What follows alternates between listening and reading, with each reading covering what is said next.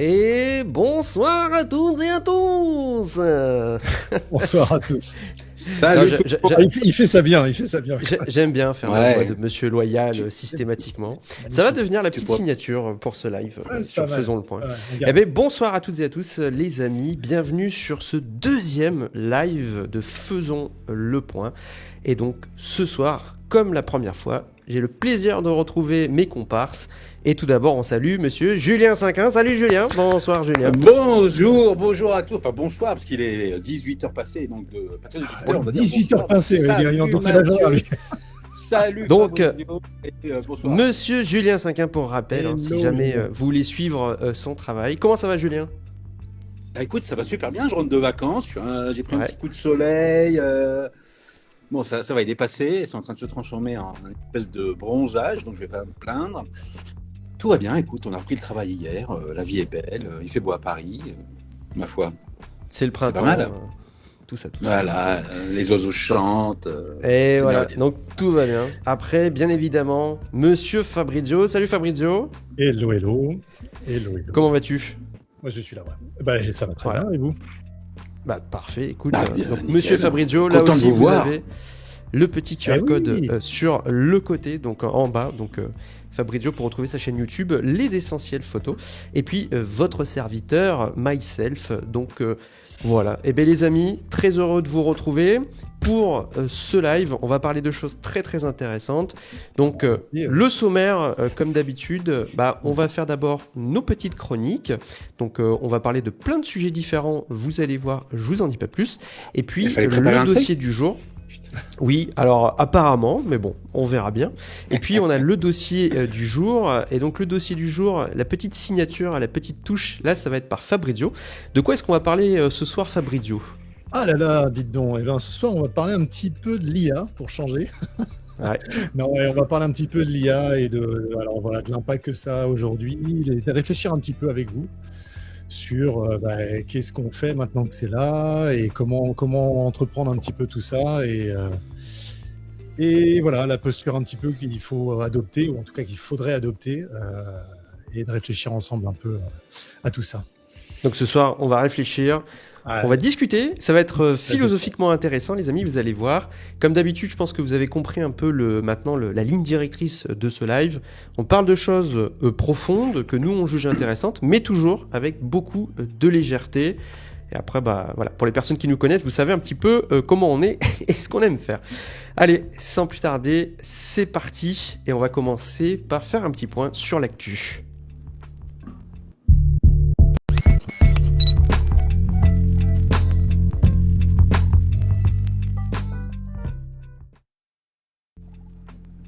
Alors, pour commencer ce live les amis, on va faire ma petite chronique, donc le point sur l'actu.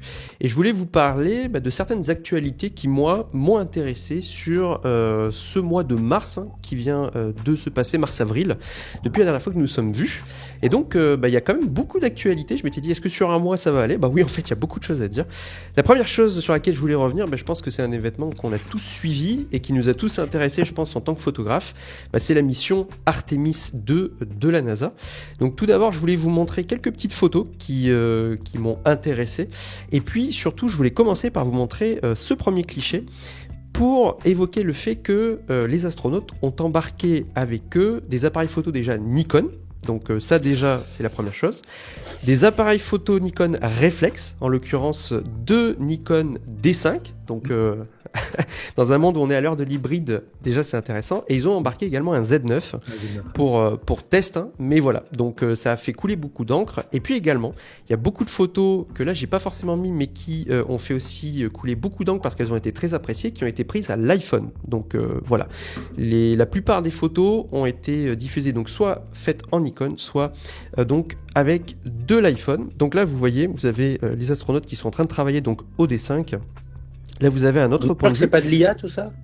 Non, je ne pense pas. Après, peut-être que la Terre est plate, je ne sais pas.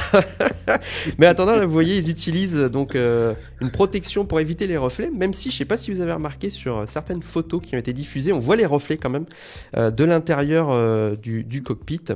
Donc voilà. Alors, quelques photos. Donc là, c'est la surface lunaire, assez incroyable, hein. Donc c'est vrai que les dernières photos qu'on avait, c'est des photos argentiques ou alors des photos via des modules. Là, on est vraiment sur des photos faites par des humains. Donc là, un petit lever de terre via la Lune, magnifique. Enfin, franchement, c'est incroyable. Là, voilà, ces photos, elles sont folles. J'ai essayé de trouver les exifs, c'est pas forcément facile à trouver, mais de ce que j'avais vu sur des forums, notamment sur Reddit et compagnie, vous avez des photos qui ont été prises vraiment à très très haut ISO et vous voyez le D5, il tient encore très très bien la route. Voilà, par exemple, cette photo, quand on la regarde sur le site de la NASA, on se rend compte qu'en fait tout ça c'est du bruit, hein.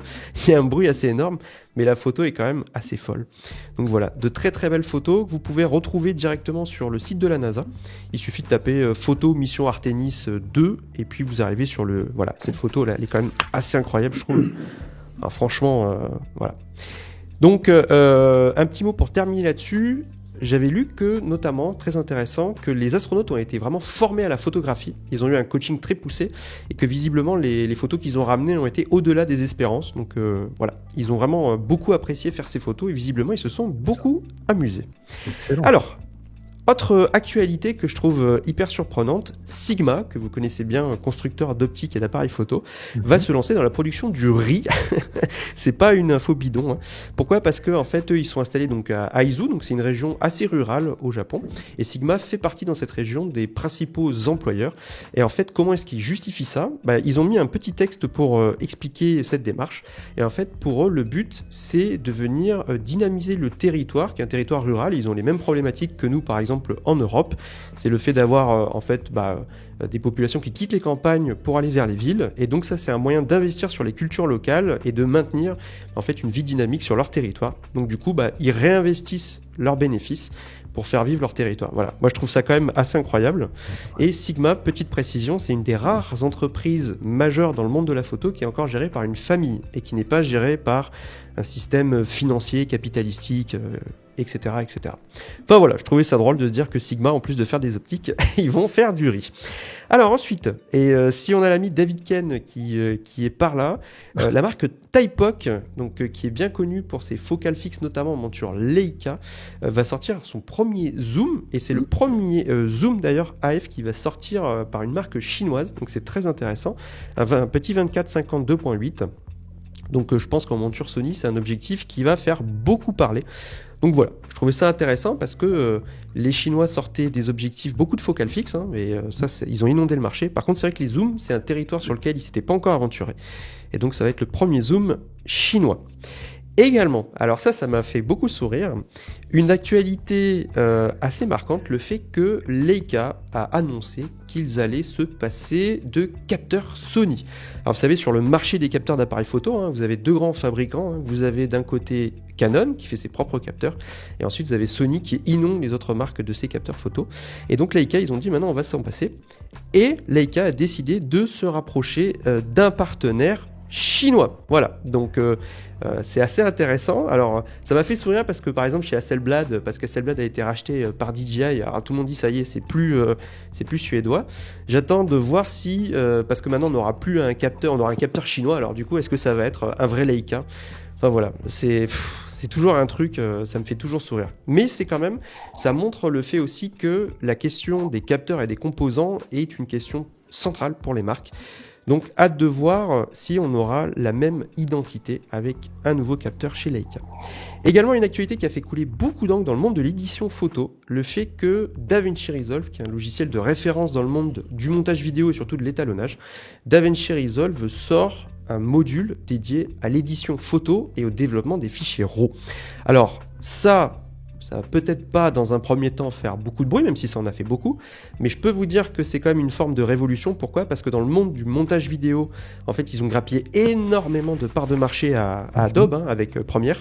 Et donc maintenant, vous avez l'entreprise donc Blackmagic, hein, qui commercialise DaVinci, qui s'est dit on va se lancer dans le développement photo. Clairement, je pense que pour les photographes qui sont habitués à Lightroom et compagnie, ça va pas forcément faire de mal. Par contre, pour des nouveaux utilisateurs, là ça peut. Pourquoi ? Parce que c'est gratuit. La version gratuite est disponible et on a pas mal de fonctionnalités. Et ensuite, la version payante est une version à achat unique, même pour les versions majeures. Donc, c'est-à-dire que même les mises à jour majeures sont fournies.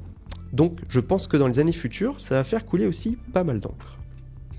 Également, petite actualité, petit clin d'œil, les 30 ans de la série GR avec le GR1. Donc voilà, on avait l'anniversaire des GR numériques, et là maintenant on est vraiment sur les 30 ans des appareils photo GR tout court. Donc il va y avoir pas mal d'événements sur l'année, donc les 30 ans seront au mois d'octobre, mais d'ici là, Ricoh a prévu tout un lot d'animations, donc il va falloir rester connecté. Également, très intéressant, deux nouvelles optiques qui sont sorties là récemment chez Viltrox, un 35 mm et un 55 mm 1.8, et des objectifs qui sont apochromatiques. Donc vous savez, les optiques apo ont énormément d'avantages sur le piqué, l'homogénéité, la restitution des couleurs, le fait qu'il n'y ait pas d'aberration chromatique, etc. Le seul problème de ces optiques, c'est que elles coûtent un rein et qu'on les retrouve généralement chez les opticiens haut de gamme, Leica, Zeiss et compagnie. Et là, ces optiques sont lancées entre 400 et 500 euros. Donc voilà. Et pour l'avoir testé, et donc hop, je fais la petite auto-promo. Voilà, j'ai sorti la petite vidéo là-dessus. Donc si jamais vous voulez aller voir, j'ai sorti le test. Et franchement, mais c'est quand même assez fou parce que pour le prix, moi je trouve que c'est imbattable. Voilà, donc d'excellents objectifs qui méritent vraiment l'intérêt. Et Viltrox, c'est un acteur qui vraiment monte en force et qui sort des propositions très très intéressantes. Allez, pour terminer, vous déjà, alors avant de vous demander à toutes les personnes qui sont présentes sur live de vous, qu'est-ce que c'est votre actualité marquante de ce mois ? Julien, Fabrizio, vous, est-ce qu'il y a une actualité qui vous a marqué là sur le mois depuis la dernière fois que nous nous sommes vus ? Allez Julien, à toi l'heure. Non, je t'en prie Fabrizio. Non, je t'en prie. Pas tant que ça, j'ai vu les actualités que tu as partagées. Je pense que Leica, le fait qu'il passe par maintenant une société chinoise, donc est-ce que c'est confirmé à 100% ? A priori oui, on va attendre de voir ce qu'il fait. J'ai vu hier des premières rumeurs d'un peut-être S4, si je dis pas de bêtises, moyen format. Leica se relancerait peut-être dans le moyen format. Et le premier visuel qui est 100% IA, donc c'est le sujet du jour, était un capteur carré à l'intérieur du boîtier. Donc très curieux de voir ce que Leica va faire là-dedans. Pareil, j'ai beaucoup apprécié les photos qui ont été faites à partir de la capsule Artemis 2. J'ai trouvé ça extraordinaire. Je crois qu'une des photos était à 100 ou 200 000 ISO, le coucher de soleil, enfin le coucher de terre ou le lever de terre, je sais pas, peu importe, l'un des deux, parce que ça se ressemble beaucoup finalement quand on est dans une capsule spatiale, j'imagine. Mais je crois que oui, ça a été shooté à plus de 100 000 ou 200 000, donc vraiment intéressant. Et finalement, même si elle est très bruitée, la photo est quand même incroyable. Donc bruit ou pas bruit, à un certain temps, il y avait du bruit sur toutes les photos et elle créait toujours de l'émotion. Donc, voilà. Et puis même sur ces boîtiers, même à 100 000 ISO, l'image est quand même hyper propre, quoi. C'est quand même assez fou. Ouais, exactement. Donc voilà. Non, rien d'autre. J'ai pas eu un milliard de choses. J'étais très pris par les vacances. Et puis je me suis un petit peu déconnecté de la photo. J'ai fait beaucoup de photos pendant les vacances. Je suis parti avec un petit GFX en RF, très sympa. Mais par contre, j'ai pas passé de temps sur mon téléphone à scroller et regarder ce que les autres faisaient. Je me suis concentré sur moi-même, la vie, les enfants, ma chérie, la vie qui nous entourait et passer des bons moments. Voilà. Mais c'est parfait. Et toi, Fabrizio, est-ce qu'il y a une actualité qui t'a marqué ? Il y en avait une que tu as citée qui était effectivement les photos d'Artemis. Ouais. Après, qu'est-ce que j'ai vu ? Non, moi, après, c'était pas tellement lié à la photo, mais c'était l'annonce, ou en tout cas, la pseudo. Il paraîtrait qu'OpenAI travaillerait sur un téléphone. Alors ça, qui pour venir OpenAI. Les papas de ChatGPT, etc. Donc travaillerait sur un téléphone donc, pour venir concurrencer iPhone, Apple en tout cas, l'iPhone. Je sais pas où ça va aller ça, mais je sais pas si c'est du hoax ou pas, mais ça m'a un peu interpellé. On verra. Ce sera intéressant de voir tout ça. Petit message dans le chat. Cyril qui nous dit en effet, donc grosse rumeur sur le 7R6, oui, qui devrait sortir. Je dis devrait, j'ai pas d'infos, mais les rumeurs vont là-dessus. 13 mai. A priori, aujourd'hui, il y a eu un 13 mai d'annonce. C'est ça. Ah ouais, voilà. Avec un 100-400 GM F4,5 qui devrait coûter.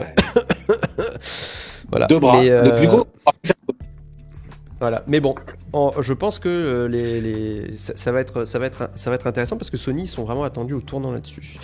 Eh ben c'est nickel, on ferme cette page actualité et on va passer maintenant à la chronique de Fabrizio.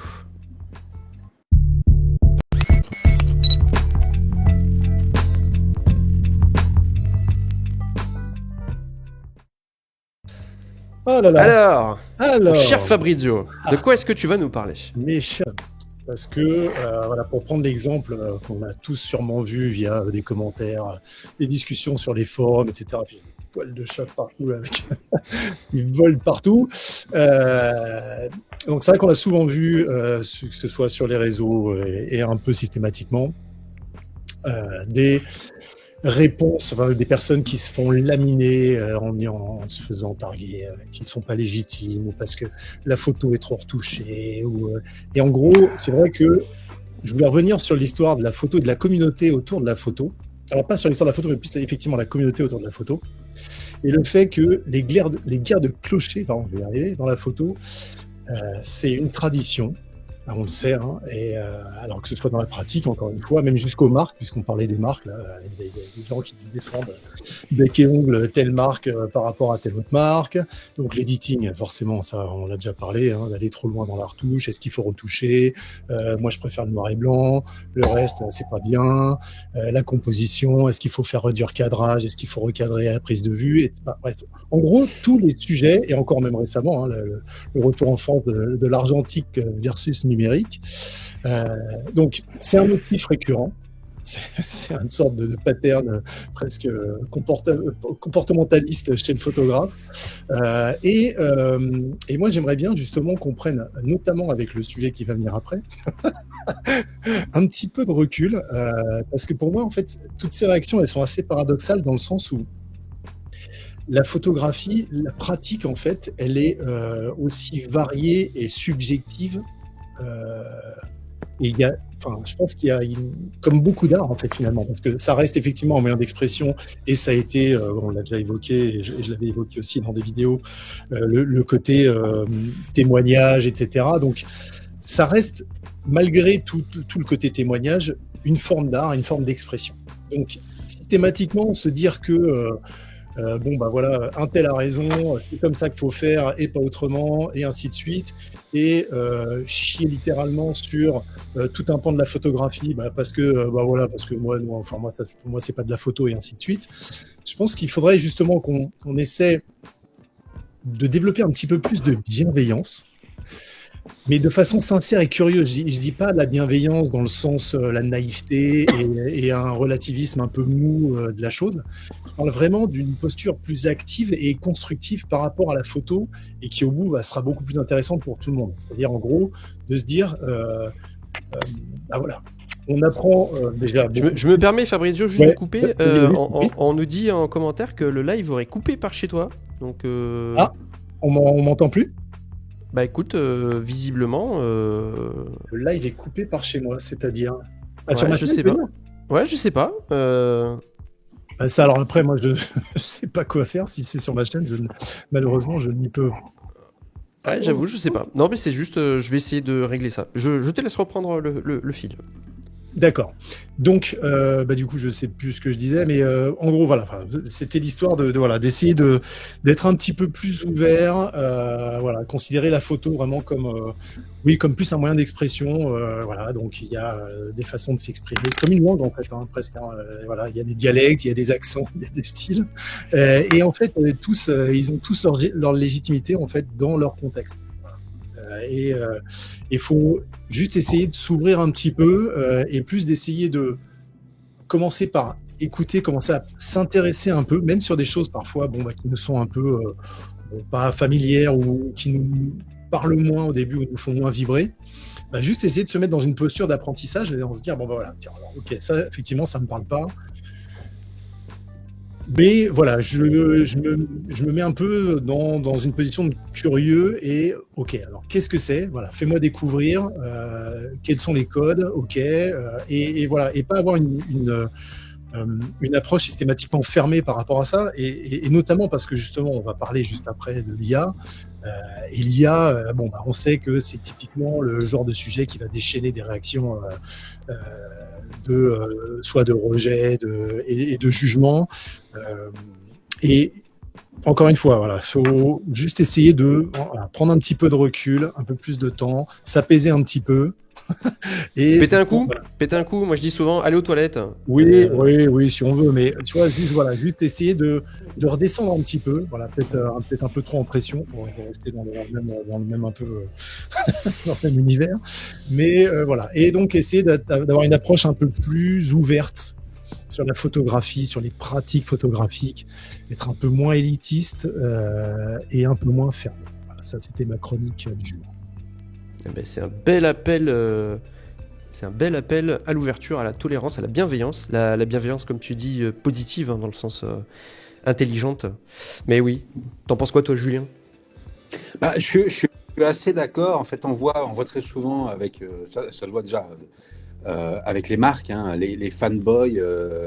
Il y a ce garçon que tu connais qui est un photographe belge. J'ai oublié son nom, mais bon, c'est pas grave, qui était sur Fuji pendant de nombreuses années. Pierre. Voilà, Pierre Boisseau. Exactement. Et qui à un moment est passé sur Sony et il s'est fait un petit peu pourrir par la communauté Fuji qui comprenait pas pourquoi il changeait d'appareil. Et finalement, on s'en fout de savoir quel appareil photo on utilise pour faire une photo, parce que quand on va voir des photos dans une exposition, alors effectivement il y a des gens très curieux et nous sommes tous les trois très curieux et parfois on aime bien savoir quel matériel est utilisé, mais c'est pas la première chose qui nous interpelle, c'est vraiment le sentiment, la sensation, ce qu'on ressent par rapport à une image. Et je fais très souvent le rapprochement avec la cuisine, comme tu sais, hein, on en parle souvent de bouffe. Et quand je vais en restaurant, je m'en tape un petit peu de savoir la marque des couteaux et de savoir quel piano il utilise pour cuisiner. Moi, ce qui m'intéresse, c'est le produit final, de savoir si c'est bon ou pas bon. C'est ça le plus important. Donc, il faut s'ouvrir un petit peu à toutes ces choses-là. C'est vrai qu'il ne faut pas rester dans ces carcans, hein, si je puis dire, de toujours de ne voir que la photo peut-être qu'on pratique. Faut s'ouvrir à ce qu'il y a autour. Il y avait un article il y a quelques jours, on pourra faire un petit sujet là-dessus, là, qui était, je crois, de Petapixel, sur la photo de street qui était un petit peu... c'était saturé. On commençait à rentrer dans la street saturée, où en fait tout le monde faisait un petit peu la même chose. Finalement, et c'est vrai qu'avec un smartphone, et quand c'est pour publier des images sur Instagram, on n'a pas besoin forcément de la qualité la plus optimale qui existe. On n'a pas besoin de 60-100 millions de pixels. Et on retrouvait toujours un petit peu tout le temps la même chose. Donc il faut s'ouvrir à ça. Et puis on revient à la cuisine. Ce que tu disais, Fabrizio, me faisait penser à une émission que je suis tombé sur Netflix il y a 2-3 jours, sur une série qui s'appelle Barbecue Showdown. Et donc, c'est une compétition un peu comme Top Chef, où ils font des barbecues sans arrêt. Et alors, ça m'a fait beaucoup rigoler hier. Je terminais la saison et ils ont dit aux cuisiniers, alors aujourd'hui, vous allez faire des brochettes. Et tous, ils étaient là, mais c'est quoi des brochettes? Et alors, ils ouvrent le barbecue, c'est le egg, là, le gros truc. Et on voit des brochettes que nous, on connaît, hein, qu'on achète chez notre boucher, au supermarché, ou peu importe où on l'achète. Et bon, moi, j'ai regardé, je me suis dit, moi, je connais, c'est une brochette pour faire un barbecue. Mais eux, le barbecue à la flamme, sur brochette, ils connaissent pas. Et la fille l'a pris en disant, mais c'est quoi ce truc? Qui est-ce qui mange ce genre de choses? Et je me disais, regardez, mais ouvre. Il n'y a pas que le... Et en fait, ils font tous de la cuisson sur 7, 8, 12 heures sur des ribs et compagnie. Ça avait l'air très, très bon et appétissant. Mais voilà, c'était je vais dans ton sens, il faut s'ouvrir aux différentes pratiques, aux différentes choses qu'il y a dans le monde de la photo. Super important. Et tu as bien raison, c'est comme les brochettes en fait. Voilà. Alors moi je vais juste te faire, merci déjà pour ce partage, je suis on ne peut plus d'accord, ça m'a juste donné encore plus faim, mais ça c'est pas grave. Sinon, alors je suis désolé donc, pour les personnes qui suivent le live actuellement sur ma chaîne, où en tout cas ça a planté, allez sur la chaîne soit de Mathieu, soit de Julien, en fonction. Voilà. Désolé. Mais... Je vous mets simplement là le lien, si jamais il y a un problème, je vous mets dans les commentaires le lien sur ma chaîne. J'avoue que j'ai du mal à comprendre parce qu'en plus moi sur... C'est un coup de sur la David, c'est plateforme- David.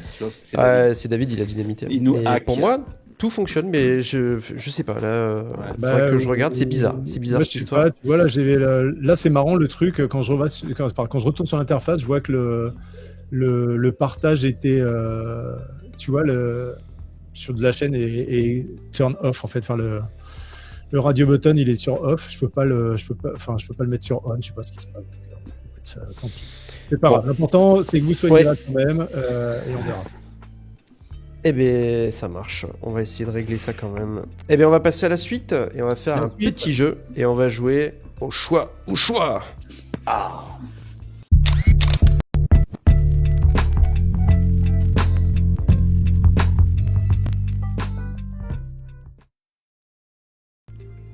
Alors, choix ou choix. À force, je pense que vous avez compris le petit jeu. Donc, on va faire comme la dernière fois. Le thème de ce live, le dossier du jour, ça va être sur l'IA. Donc, on va parler édition, on va parler logiciel, etc. Je vais vous proposer à chaque fois donc 2 propositions et vous choisissez. D'accord? Sans trop réfléchir. Vous êtes prêts? Il faut qu'on répond chacun notre tour ou c'est comment déjà? Je me rappelle plus. Bah, vous le faites rapidement, tous les deux. Le premier qui répond, voilà. Donc, il y a une proposition qui Et s'affiche. là, le premier qui répond à un il gagnera Ecogère monochrome, c'est ça? Ok. Ça, je sais pas. Vous êtes prêts? Ouais. C'est parti. T'as pas dit non. Alors, Je sais pas, il a dit. oui ou non, est-ce que la photo doit représenter la réalité? Non. Non. Voilà. Forcément. Ensuite, est-ce que retoucher, c'est tricher? Non. Non. Ensuite, la photo computationnelle, pour ou contre? Pour. Moi, je vais être Entre clivant, les je deux. vous préviens, ça va cogner ce soir. Julien? Non. Non. Non? Tu es contre? Pour rappel, la photo Non, computationnelle, non, hein, mais c'est la photo si, enfin, qui est mixée avec notamment des technologies numériques, typiquement comme sur les OM Systems. Fabrizio, toi qui a testé récemment là, le petit Oh, OM5. mais même sur tout Voilà. le monde là, sur les smartphones aussi. Hein. Sur les smartphones, mais c'est le de fait toute que façon, on met le numérique au service, notamment pour le traitement, mais pas que. Donc voilà. Ensuite, Mac ou PC? Mac. On a un Apple fanboy, hein. Julien est un Apple fanboy. Fabrizio? Bon, arrête. Oui, alors, je sais que Mac, c'est vrai que là, j'y suis depuis ces dernières années. Mais alors c'est vrai que c'est top. Mais là pour le coup, je serai pas catégorique sur le PC parce que mon cœur reste quand même. J'ai été toute ma vie PC, donc je peux pas le balayer comme ça d'un revers. Ah, personne n'est parfait dans la vie de toute façon. Ah, c'est pas grave. Bon, ok, on sait, c'est t'as pour droit à un ça qu'on fait, joker. bien. T'as bouffé ton joker, mais c'est le seul joker.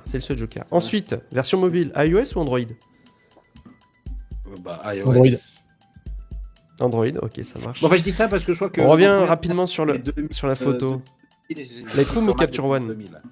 Oh, attends, parce qu'on n'a pas entendu ce qu'a dit Julien du coup, mais Non, je disais, j'ai répondu Mac et iOS parce que je suis là-dessus depuis 26 ans. Et je pense qu'aujourd'hui, si je recommençais à zéro, peut-être que je me poserais la question. Mais bon, bah, je me la pose pas de toute façon. ouais, t'as raison. Allez, Alors. Lightroom ou Capture One? Lightroom. Lightroom. Ok. Darktable ou Rothérapie? Ah. Je connais même pas Rothérapie. Voilà, donc, Rothérapie, j'aime bien le nom. Ça sonne bien. Ah, Parce que la photo, c'est une thérapie, la photo. compliqué les deux. J'ai le droit qu'à un joker. Bah oui, t'as droit Ah, qu'à mais un joker. les deux sont super intéressants. Donc, ouais, non, bon, bah tant pis, s'il faut en choisir un, je suis désolé pour ceux qui travaillent sur la thérapie, mais ce sera Darktable. Darktable, ça marche. Photoshop ou Affinity? Photoshop. Affinity. Bah, on n'est pas fait pour s'entendre, Fabrizio, finalement. Hein, on choisit à chaque fois Tampon un de truc duplication ou gomme magique IA? différent. Gomme magique. Ouais, ça dépend. Ah, c'est pas une réponse, ça. Là, on est- Ah, bordel. mais bon, alors allez, allez, tampon de duplication. Ah là là, vous êtes d'accord sur rien ce soir, c'est incroyable.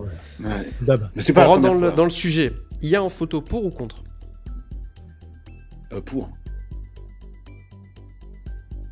Pour. Non, en fait, ouais, pour, mais c'est super vague, en fait. La question. Oui, Mais mais oui, ça, mais c'est comme il y en a le dossier plein du qui jour. ont plein de questions C'est le qui sont dossier trop du vagues. jour. C'est le dossier du jour. Ouais. Utilisez-vous l'IA dans votre travail de photographe? Oui, forcément.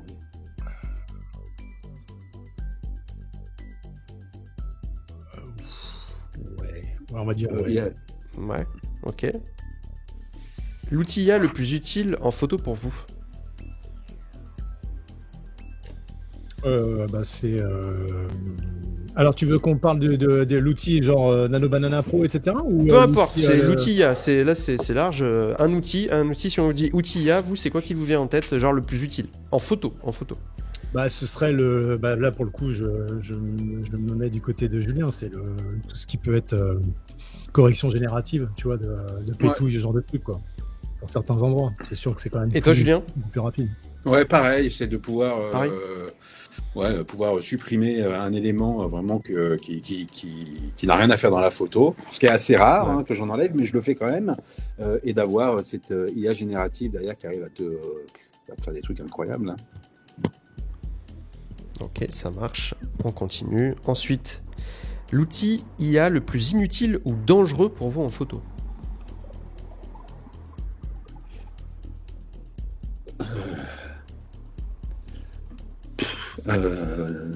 Honnêtement, inutile ou dangereux, honnêtement, je vois pas. Ouais, tu vois pas? Moi, j'en vois pas. Non. Ça marche? Non? Ok, ça marche. T'en as un, Ensuite, toi attends. mid-journée ou Banana Pro? Ça dépend pourquoi. J'aime bien la Banana subtilité. Bah oui. Ok. Ensuite, Topaz ou Puro?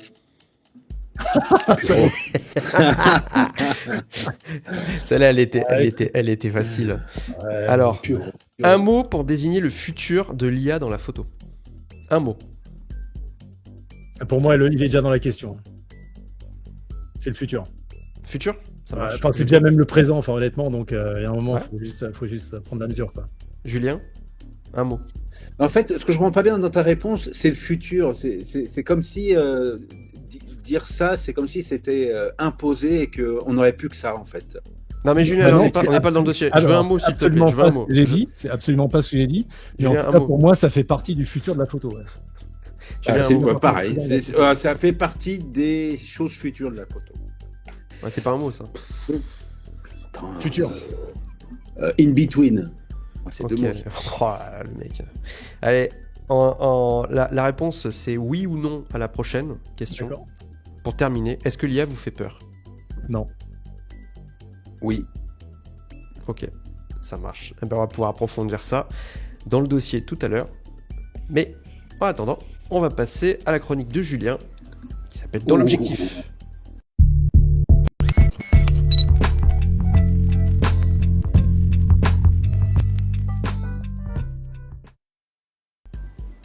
Alors, mon cher Julien, de quoi est-ce que tu vas, enfin de qui est-ce que tu vas nous parler? Parce que c'est ça le principe de ta chronique, c'est de nous présenter notamment le travail de photographe. De qui vas-tu nous parler aujourd'hui? Eh ben, je vais pas vous dire tout de suite le nom du photographe que je vais vous présenter. Donc il y a un mois, quand j'ai fait ma première petite chronique, nous avons parlé de Dmitri Markov, photographe qui nous a quittés en 2024, si je me souviens bien, photographe russe qui avait une approche très humaniste de la photo, donc super intéressant, que j'ai beaucoup aimé, et a priori, d'après les commentaires et les retours que tu m'as fait, Mathieu, qui a été apprécié. Aujourd'hui, on va partir de l'autre côté, on va partir chez nos copains américains. Donc, je vais parler d'un photographe américain. Je vais vous dire, je ne donne pas son nom tout de suite, on va y venir. Donc, c'est un photographe qui est né en 1962 à Brooklyn, à New York. À 10 ans, ce garçon, il visite la rétrospective de Diane Arbus au MoMA, et c'est son premier choc photographique. Alors, peut-être qu'à un moment, vous allez dire, hop, appuyez sur le buzzer et me dire, c'est bon, je sais qui c'est. Vous dites rien jusqu'à temps que je dise son nom quand même. Hein. Vous êtes sympa, vous ne me tuez pas ma chronique. Adolescent, il avait un groupe de musique punk à New York qui s'appelait The Speedies. Et chose amusante, un de ses titres s'appelait Let Me Take Your Photo. C'était peut-être un petit peu prémonitoire dans ses activités futures. Il étudie la photographie en 1985. Il est toujours vivant. Ouais, ça aurait pu être 1885. Hein. Il obtient ensuite son Master of Fine Art à Yale en 1988, et qui est l'une des écoles les plus prestigieuses des États-Unis. En 1993, il enseigne à Yale. Il enseigne toujours la photographie dans les études supérieures. Aujourd'hui, il vit entre New York et le Massachusetts. Et donc, voilà un petit peu la personne. On va en dire un petit peu plus. Donc, c'est un photographe pas comme les autres que moi j'aime beaucoup. Me voici à l'écran et on va rentrer dans le vif du sujet. Nous allons parler de Gregory Crewdson. Donc Gregory Crewdson, pourquoi j'avais envie de parler de ce garçon? Parce que Gregory Crewdson, pour moi, il prend pas de photos. Il construit des mondes, il construit ses images, et dans ces mondes, il se passe toujours quelque chose, ou plutôt quelque chose vient de se passer, ou quelque chose est sur le point d'arriver. On ne sait jamais vraiment, en fait. Et c'est exactement là que réside toute la puissance de son travail. Et alors, chose importante, je pense à savoir, son père était psychanalyste. Donc, peut-être que ça va expliquer certaines de ces images. Donc, son papa, il reçoit des patients à la maison. Et donc, dès l'enfance, Gregory Crewdson, il grandit dans un univers où les émotions se cachent derrière les apparences. C'est un terreau. Ce terreau nourrira toute son œuvre par la suite. Donc, Gregory Crewdson, voilà, c'est ce monsieur. Et donc, tout de suite, il en impose, puisque lui, l'IA, il connaît pas. Il est plutôt à la chambre, il est 8-10, voire au-dessus, on dirait du 8-10, je pense que c'est du 8-10. Et donc, c'est un photographe qui n'est pas comme les autres. La plupart des photographes, ils partent à la recherche souvent de quelque chose, que ce soit dans la street, on sort, on va aller pêcher ou chasser, ou alors on va aller chercher des paysages. Pour ceux qui font du paysage, moi je ne connais pas de photographe de paysage, quoique j'en connais un dans le Schnorr, il se reconnaîtra. Je ne sais pas de qui tu parles. Je te le présenterai un jour. Ouais. Et donc, c'est des gens qui sortent souvent et on attend le bon moment pour réaliser sa photo. Crewdson, lui, il fait complètement l'inverse. Il imagine ses images, il la dessine, il fait des storyboards, il trouve les lieux, il les loue pendant des semaines parfois, il construit ses décors, il déplace des meubles, repeint les moules, remplace les rideaux, il réunit une équipe qui peut aller de 10 à une centaine de personnes. Okay. Il y a des éclairagistes, des décorateurs, des directeurs artistiques, des acteurs, et au bout de tout ça, après des mois de préparation, il déclenche une seule fois, une seule image, et c'est ça le Gregory Crewdson. Donc je vais vous montrer quelques photos. Voilà, il construit des images comme celle-ci où vraiment tout est ultra travaillé, et donc de temps en temps, il passe des semaines voire des mois à chercher des lieux, à chercher une caravane comme ici. Et il apporte des éclairages et plein d'ustensiles super importants. Et en fait, chaque petite chose est importante. Vous voyez, par exemple, la flaque d'eau. Dans cette photo, au départ, la photo, elle n'existe pas au début quand il trouve le lieu. Et donc, du coup, pour réaliser cette photo, il a fait venir un camion avec de l'eau et il a fait couler de l'eau à cet endroit précis pour pouvoir avoir le reflet de la caravane dans sa photo. Donc moi, c'est un travail que je trouve assez extraordinaire. Enfin, j'adore les photos de paysages, de street, de bouffe, de tout ce qu'on veut. Mais il y a ces gens-là qui imaginent quelque chose et qui vont tout faire pour le mettre en œuvre. Donc il utilise des lumières ballons pour simuler la lune, des projecteurs de cinéma pour les scènes de nuit, des panneaux diffus. Et il y a très très souvent, vous allez voir dans ces photos, il y a des fenêtres. Et donc ces fenêtres, chez Crewdson, une fenêtre, ça laisse pas entrer que la lumière, mais ça la sculpte en fait. C'est vraiment pour sculpter sa scène.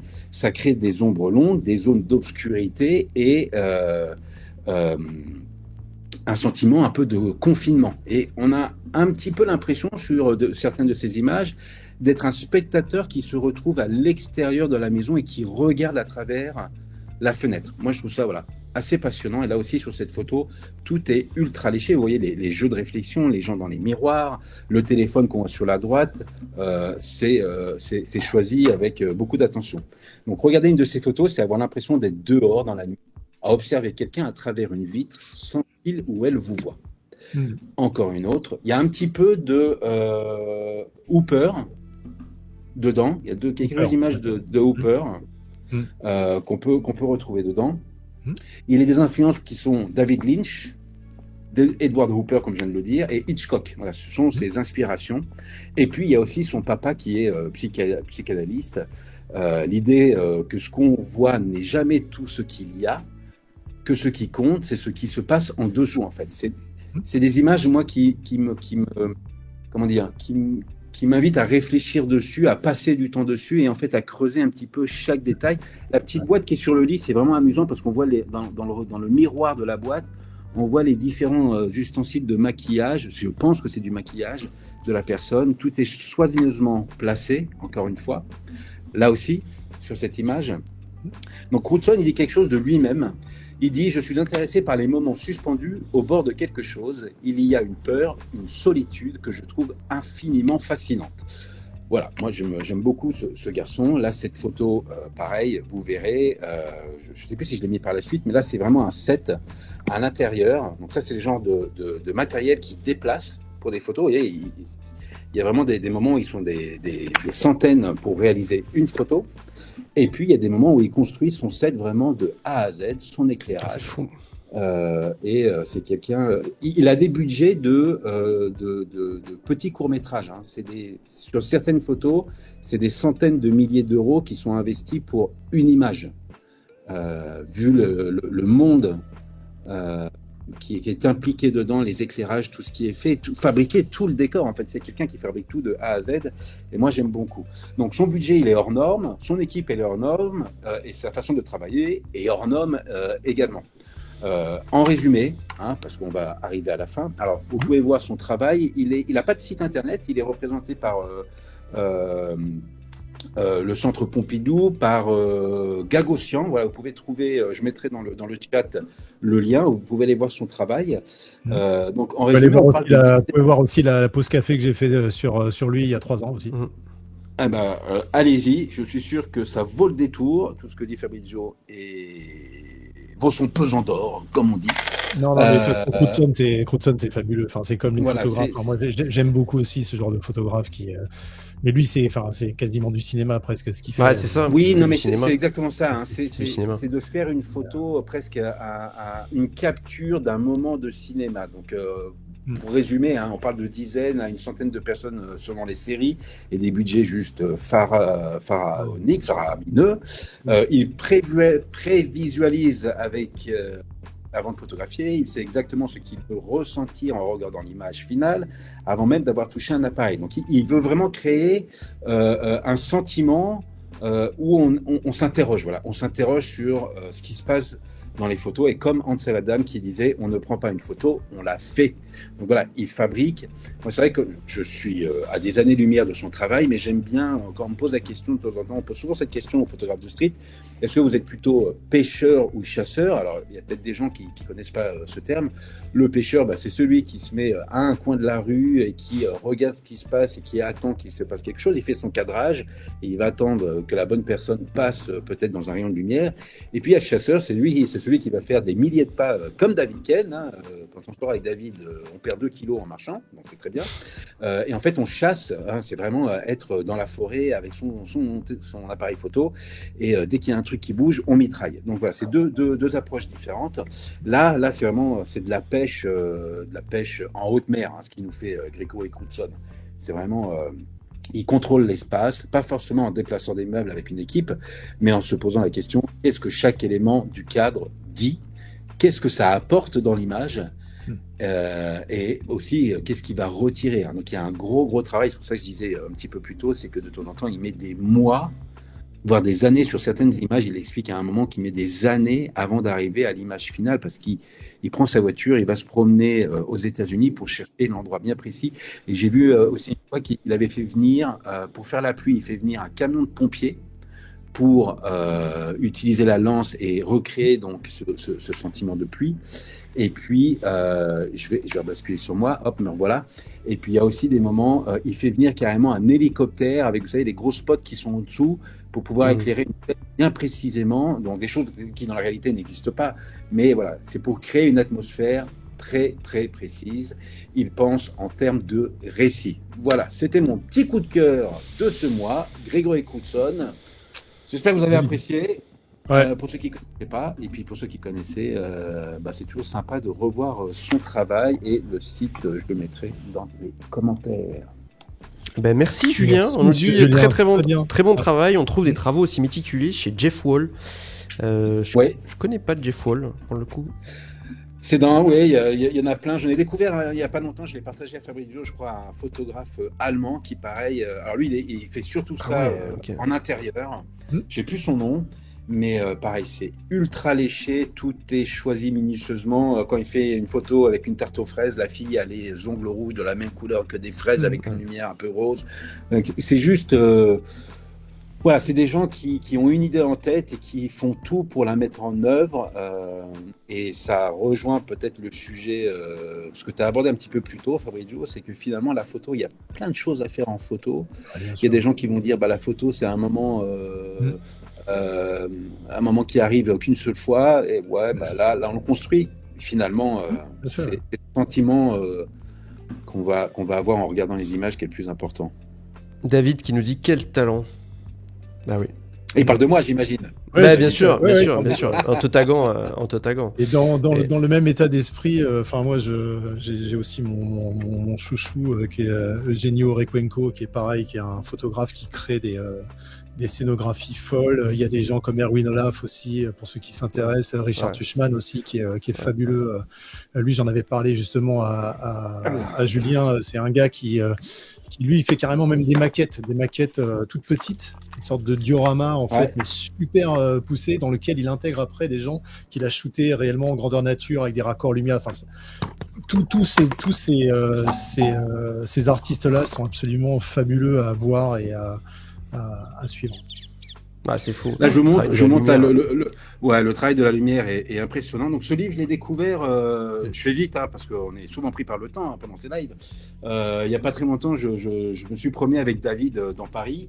Et puis, on est passé dans une petite, à côté d'une galerie. Et mon œil a été interpellé par ce garçon qui est Horst Kitzner, photographe allemand, qui a un tout petit compte Instagram.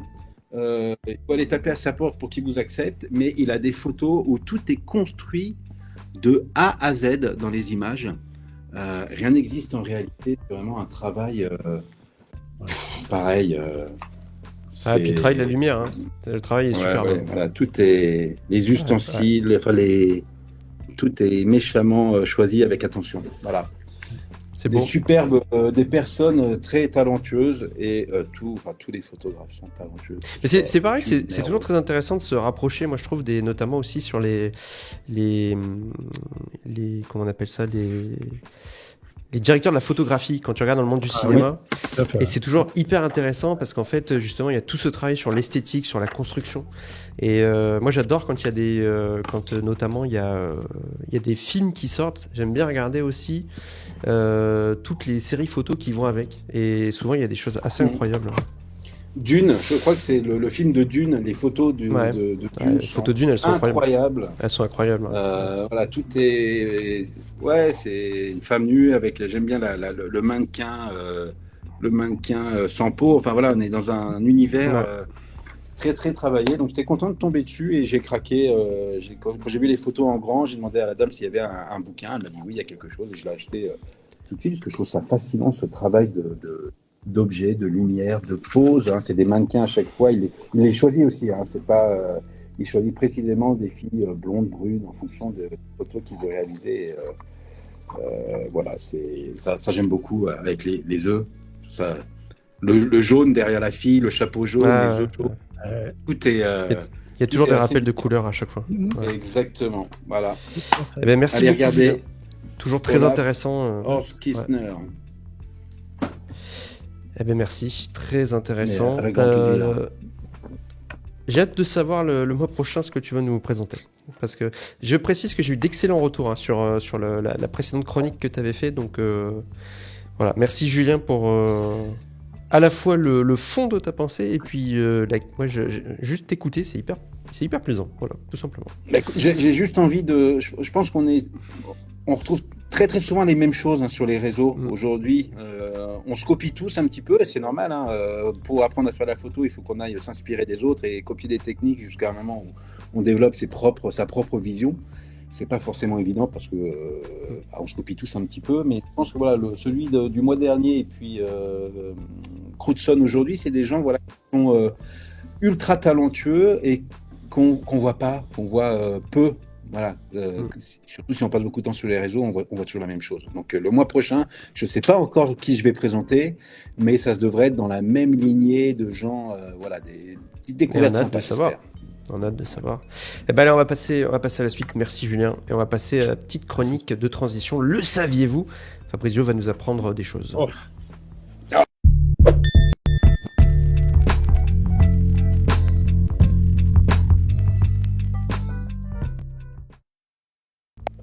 Alors, avant de passer au dossier du jour, le saviez-vous? Qu'est-ce que tu vas nous apprendre, Fabrizio, aujourd'hui? Le saviez-vous? Alors, le principe de la caméra obscura, donc qui est à la base de la photo, eh ben, c'est décrit dès le 4e siècle avant Jésus-Christ par Aristote. Une boîte sombre avec un sténopée projette l'image extérieure inversée sur un mur. Le chanteur, Aristote, ouais, tout à fait. Ouais. Qui est en concert là bientôt à l'U-Arena. 4e siècle avant Jésus-Christ, mesdames et messieurs. Déjà des traces. Comme quoi la photo, ça a travaillé l'humanité depuis un moment. Ah ouais, putain, ce pauvre Nicéphore tu dois se retourner dans sa tombe. Tourner dans sa tombe. Ah bah non, lui, il a figé, attention. Il a figé. Surtout en 2026 pour les 200 ans de la photo. C'est ça. Voilà, c'est un petit, tout petit. Non mais très bien, voilà. super. Ouais. Et ben voilà. Et bien au moins on aura appris quelque chose. Et bien sans transition. Leonardo de Vinci en parlait. Leonardo de Vinci. L'Obscura. Oui, mais c'est beaucoup plus tard par rapport à avant Jésus-Christ. C'est ça.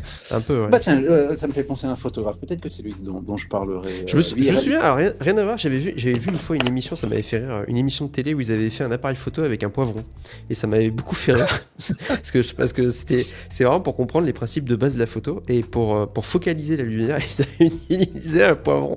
Et je trouvais ça excellent parce qu'en fait, ils avaient juste mis une péloche derrière et ça fonctionnait super bien. Et voilà. Du coup, j'essaie toujours de retrouver ce truc, j'ai jamais retrouvé, mais ça aurait été assez marrant. Ouais. Voilà, faire la photo avec un poivron. Enfin bref. Et ben, sans Allez, go, Julien, on va passer au dossier du jour.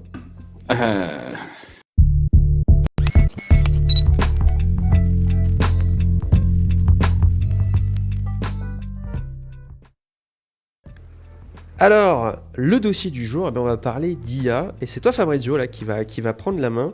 Et cette émission, quand on a choisi de lui donner un titre, c'est toi Fabrizio qui nous a dit, on va parler de la photo à l'ensemble de choses. Alors, on va pas malheureusement pouvoir tout couvrir.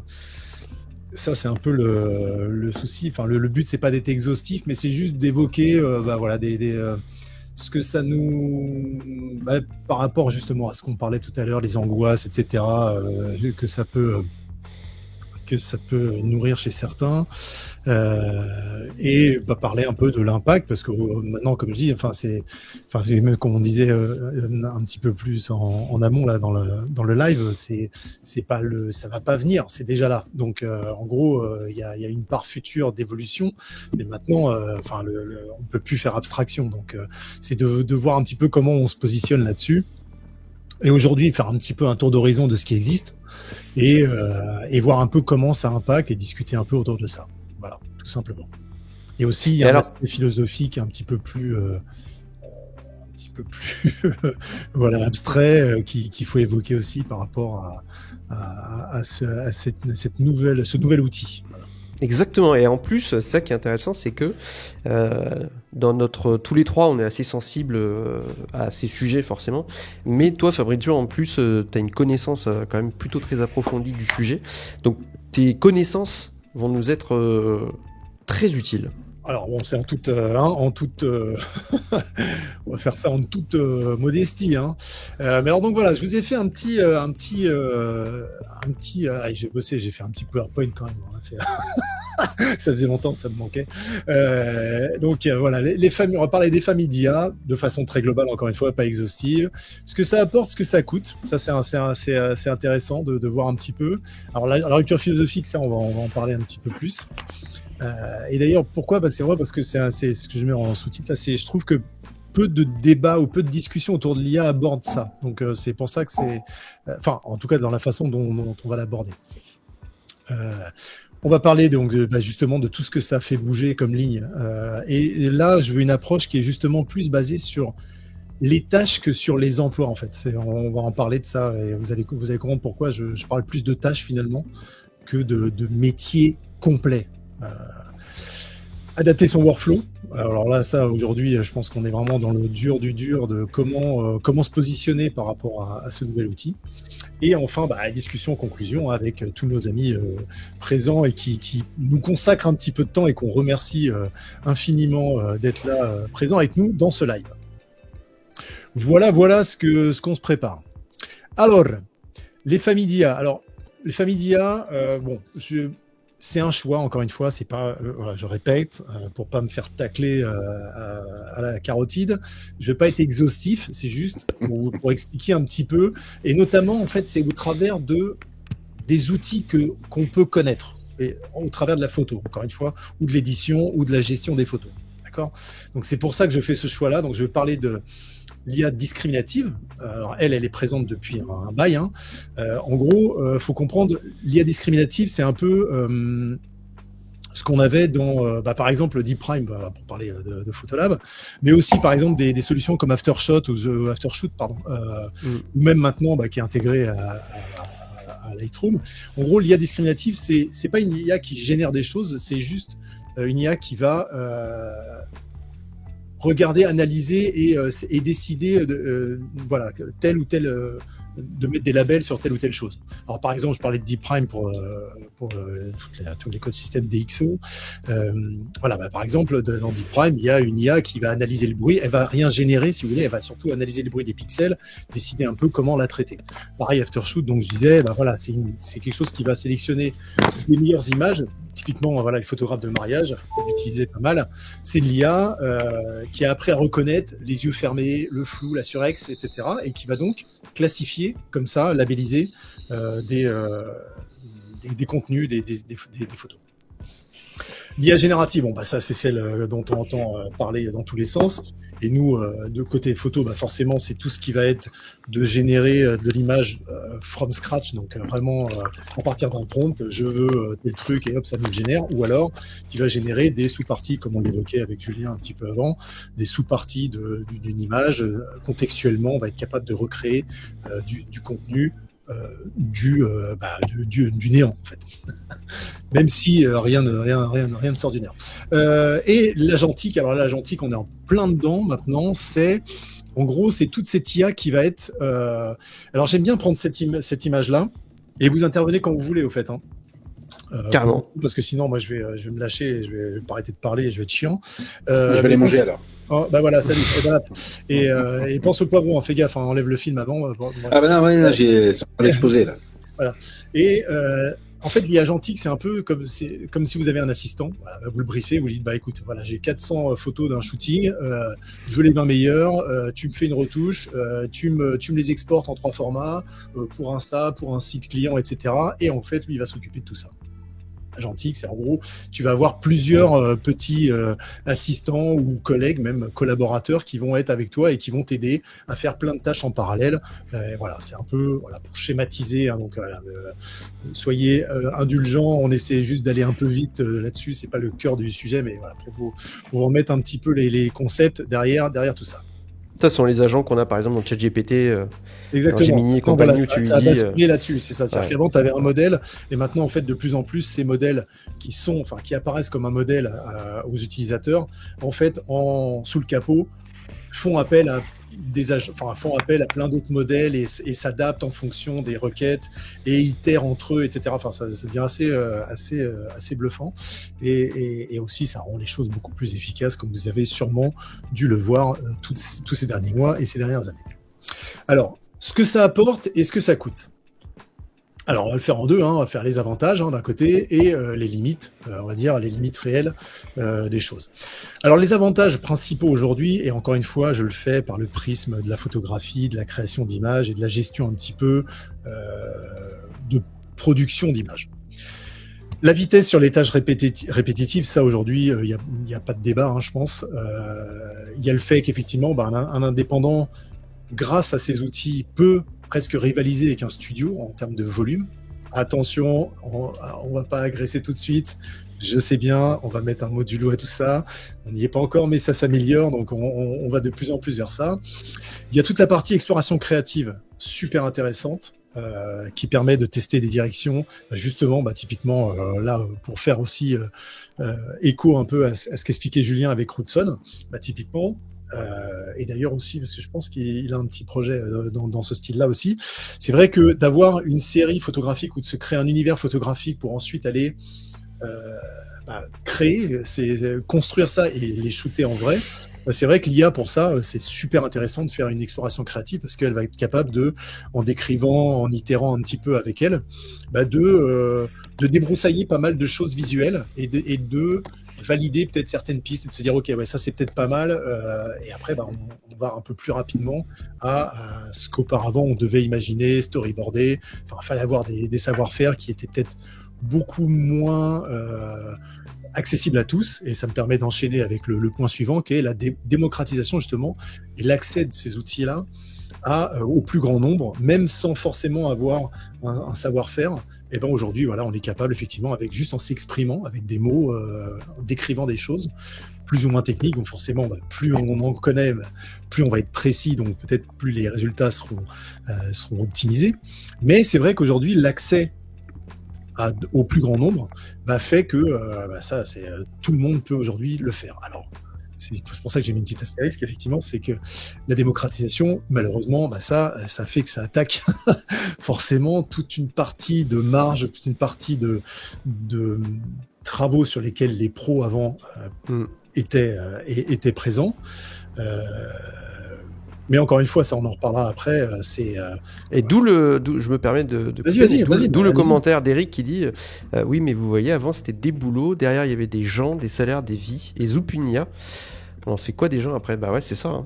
Clairement. Alors, ça justement, c'est super intéressant, mais ça va être le cœur du sujet, et le cœur du débat sur comment on aborde ces outils, et aussi parce qu'il y a des limites derrière. Encore une fois, et ça on va le voir juste après.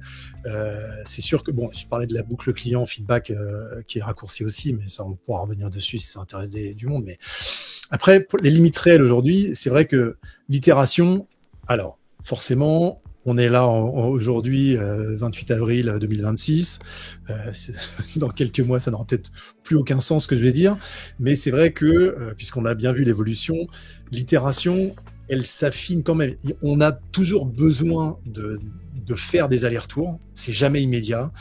Quand on arrive à un résultat, c'est rare, c'est excessivement rare. Moi, j'ai aucun exemple personnel, en tout cas, de travaux dans différents domaines, que ce soit à travers le taf ou à travers des expérimentations perso ou des projets perso.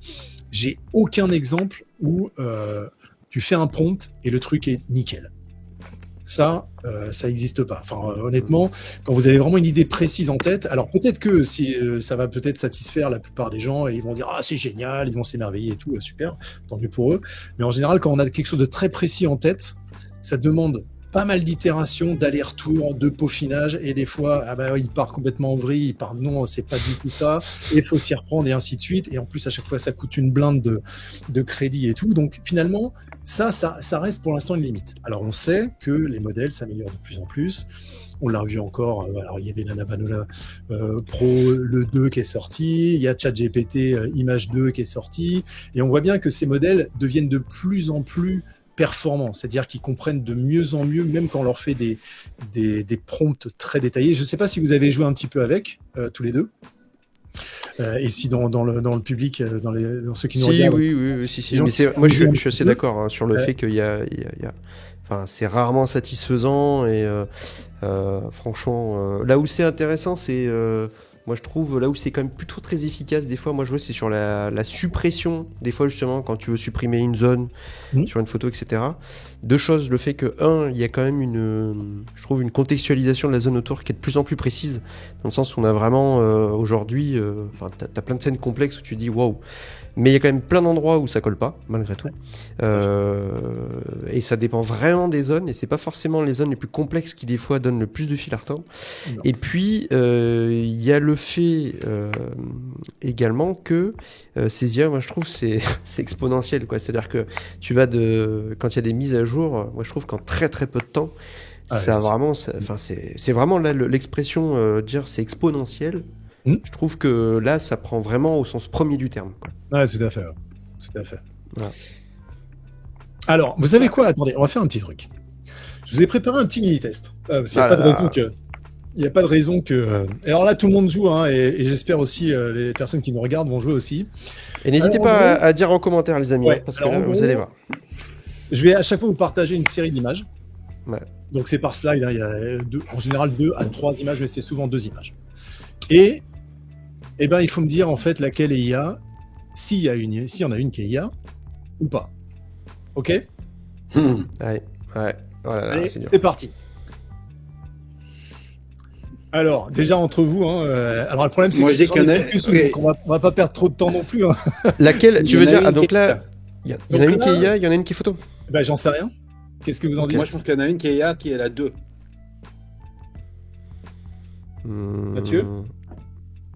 Bah franchement, je sais pas, honnêtement, je saurais pas dire. Parce que, ouais, je dirais la 2, mais la 2 IA, il a une photo, mais... Ouais. Je dirais ça, ouais. Eh bien, bravo! Mais Ah, oui, bon. sur l'arrière-plan, sur les pommes de terre, tu vois, je trouve, il y a cet effet, je sais pas, trop parfait, trop, je sais pas. sais pas Alors, comment dire. deuxième. À gauche, je dirais le 3 IA. 3 IA. Et le 4. Je dirais les deux IA. Ouais, il me perturbe le derrière, l'arrière-plan et tout. Ouais, je dirais les 2 IA. La carotte, je sais pas. Eh bien, vous avez presque bon. Non, c'était une vraie? Ouais, la deuxième, c'est une vraie. Ouais. D'accord. Mais à gauche, on retrouve la même signature visuelle que sur la précédente. Tout à fait. Ouais. Tout à fait. Mais après, ce qui va être marrant aussi, c'est de voir un petit peu où on en est quand même, si vous vous attardez 2 secondes sur les images quand même, Oui. Ouais. où on en est aujourd'hui, enfin en 2026, sachant que je pense qu'on peut même encore trouver mieux, hein, c'est toujours pareil dans les IA. Alors, ici, Oh là là là là, les photos, ouais, les photos de produits. Oh la vache. Pas d'IA. Ouais, moi je dirais pas d'IA. Je dirais pas d'IA. bon, alors il y a peut-être ceux qui suivaient ma chaîne depuis un moment qui auront, qui auront un avantage là-dessus, mais en gros, les deux qui sont sur les côtés, Ouais, ok. c'est de l'IA. C'est de l'IA. Ok. Et l'autre, non, ça faisait partie d'une série que j'avais fait sur la chaîne. Alors, Oui, ça c'était des produits que t'avais shooté, ça. ouais, tout à fait. Des produits que t'avais shooté, ouais. Comme quand t'avais fait les montres aussi. Exactement. Alors, Ah, tu vois, je suis, hein. Je suis. Ah ben, merci. C'est gentil. putain, c'est dur, c'est super dur. On arrive à un tel niveau quand même de C'est chaud, qualité que... Ouais. Et ça, c'était aussi. Si tu me permets, après, je montrerai. La je 8, montrerai parce que La 8, je dirais pas IA. La 8, je dirais pas IA. Ouais. Non, franchement, c'est dur. Mais en plus, ce que je trouve dur, c'est que ouais, aujourd'hui, sur ce genre de photos, là, j'ai vu passer récemment des contenus là-dessus. Je trouve sur les portraits, il y a eu vraiment des progrès là qui sont extraordinaires. Ouais, c'est très dur. Et toi, Juju, alors? Allez, je vais dire la 9. 9 IA, mais... Ouais, le 9 IA, ouais, la limite. ouais, mais la c'est 8, je dirais pas d'IA. compliqué. Je dirais pas d'IA sur la 8.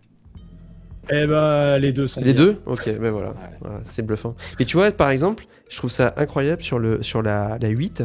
Ouais. Le petit reflet sur l'épaule, la texture. Après, il faudrait Ouais. zoomer hein, quand même pour voir en détail. Mais ce que je veux dire, je trouve la manière, les IA généralement sur la restitution de la lumière, vraiment, c'était là. Là, je trouve que c'est quand même assez impressionnant. Je trouve que c'est assez impressionnant. Allez, une rapide. Ça, c'est pour toi, ça, Mathieu. La 10, Ah, là, je dirais pas IA. je vous aide, il y en a une des deux qui est l'IA. Ouais, je dirais celle de droite, non? Celle de droite, c'est l'IA, non? Julien? Allez, je vais dire celle de gauche, moi. Ouais. Ouais, c'est facile. Bon, eh ben, c'est. Non, celle de droite, c'était dans les Lofoten. Donc, c'est celle de gauche. Ok, celle de gauche, ok. Je sais pas, c'est la texture de la mer. Je sais pas, il y a... Ouais. En fait, ce qui est compliqué, c'est de dire... c'est de mettre des mots sur pourquoi j'ai envie de dire que c'est de l'IA. Je sais pas, mes yeux, ils me disent... Ah, mais il y c'est a pas un mal, truc mais qui ça, cloche c'est- avec, C'est un bon. Allez. IA à gauche. La 12. Ah, Ouais, je dis- c'est compliqué. Mathieu? Ouais, je dirais pareil, IA à gauche. Ouais, vous avez raison. Eh ben, on t'a perdu, on ne voit pas. Ah ouais, voilà. Il est à gauche, vous avez raison. Il est à gauche. Allez, celle-là, pour finir.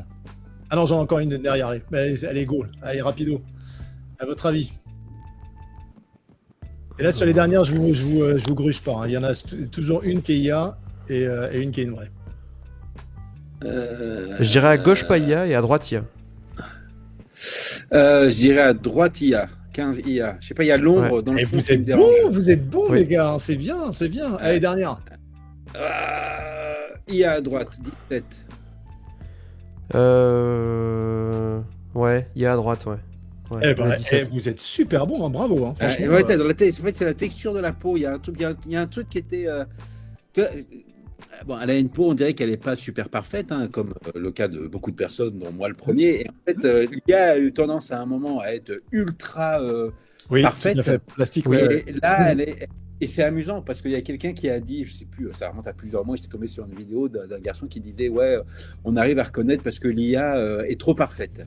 Sauf que l'IA a appris à être imparfaite justement et comprendre ce qui déplaisait à notre œil. Et donc là, j'ai l'impression qu'il a poussé un petit peu trop l'imperfection sur la peau. Ouais. Et puis Bon, je trouve, bah, en fait, vous êtes bons. le rendu de la 16 est assez naturel, assez doux, Ouais, justement. très naturel. Assez doux, tout à fait. très naturel, dans la lumière, je trouve. Eh bien, bravo, messieurs. Vous êtes. Ça fait trop Putain, éclairage. on a été, Ouais. on a Vous êtes été bon là-dessus. Pas mal, vous êtes pas mal. Champagne. Bon, allez, on va attaquer Alors, le sujet. là. Juste un commentaire très intéressant, je trouve. Là, on fait des tests en connaissant le contexte. La vraie question, c'est est-ce que sans parler de l'IA, si on montrait ces photos à Monsieur Tout le Monde, est-ce qu'on dirait que c'est de l'IA? Ça, c'est une vraie bonne question. ouais, ça, c'est une vraie bonne question. Une excellente question. Très très bonne question et je pense que c'est très compliqué. Là, le fait effectivement de savoir, on se creuse un petit peu la tête, on se dit. Ouais, Et déjà, on s'est trompé quand même. On a un petit jeu. Oui, on s'est trompé. Mais je pense que ça nous arrive à tous, hein, tous les trois, et puis même à tout le monde, parce que bon, on peut de temps en temps un petit peu bâcher, critiquer les réseaux sociaux, mais on y passe un petit peu notre vie aussi, parce que c'est une vitrine hein, pour tout le monde, pour tous ceux qui font de la photo. Et il y a des moments, je regarde, je me dis, mais putain, c'est de l'IA, c'est pas de l'IA. On se pose la question sans ça. Et en fait, c'est là où c'est un petit peu dérangeant. Ouais, je sais, ouais. Bah, ça, je suis entièrement d'accord. Hein. Mais après, le pire, c'est qu'en plus, maintenant, ça a aussi décliné sur la vidéo. Et c'est vrai que là, maintenant, ça devient de pire en pire, puisque bon, c'est pareil. Enfin, des fois, il y a certains résultats images qui sont justes, mais franchement, même en le sachant, si vous voulez, on est un peu sur le cul, on se dit, bon, attends. Franchement, c'est. Et puis le pire, c'est même pour l'édition photo, parce que d'accord, on est encore un peu limité pour l'instant, et encore, cette barrière-là, elle commence à s'effriter de plus en plus, mais en termes de définition. Et c'est vrai qu'aujourd'hui, sur de la retouche photo, enfin, en fait, elle est déjà capable de faire des trucs. Franchement. C'est des choses qu'on faisait avant. Voilà, il fallait manipuler un peu dans Photoshop, s'amuser et tout, et connaître un petit peu. Bon, bah là, c'est clair. Enfin, on voit bien la perspective dans quelques mois. Je pense, hein, en étant pas trop optimiste même, que bon, bah voilà, enfin, c'est sûr que cette partie-là. Alors, ça rejoint la question qu'avait un des spectateurs tout à l'heure, qui dit bon, bah oui, alors du coup, ça remplace des métiers, ça remplace des. Alors, en fait, effectivement, c'est pas que ça remplace des métiers, mais c'est que ça fait bouger les lignes de certains métiers. On va toujours avoir besoin peut-être d'un retoucheur, en fait, d'un œil qui sait, et d'autant plus avec l'expérience de la retouche, etc., et qui aura vraiment... vous savez, c'est pareil dans plein de domaines.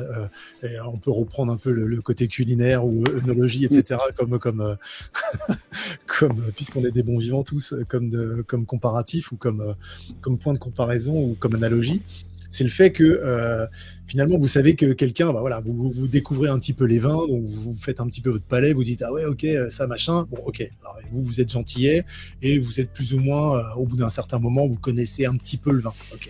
Bon, quand vous avez un œnologue qui arrive et vous faites les concours, vous voyez les concours d'œnologie où ils passent leur diplôme, où les mecs, voilà, ils vont prendre un truc, ils vont dire ah oui ça c'est tel cépage, tel truc, parce que là on sent, voilà, ils vous balancent l'année, le truc de n'importe quel vin du monde.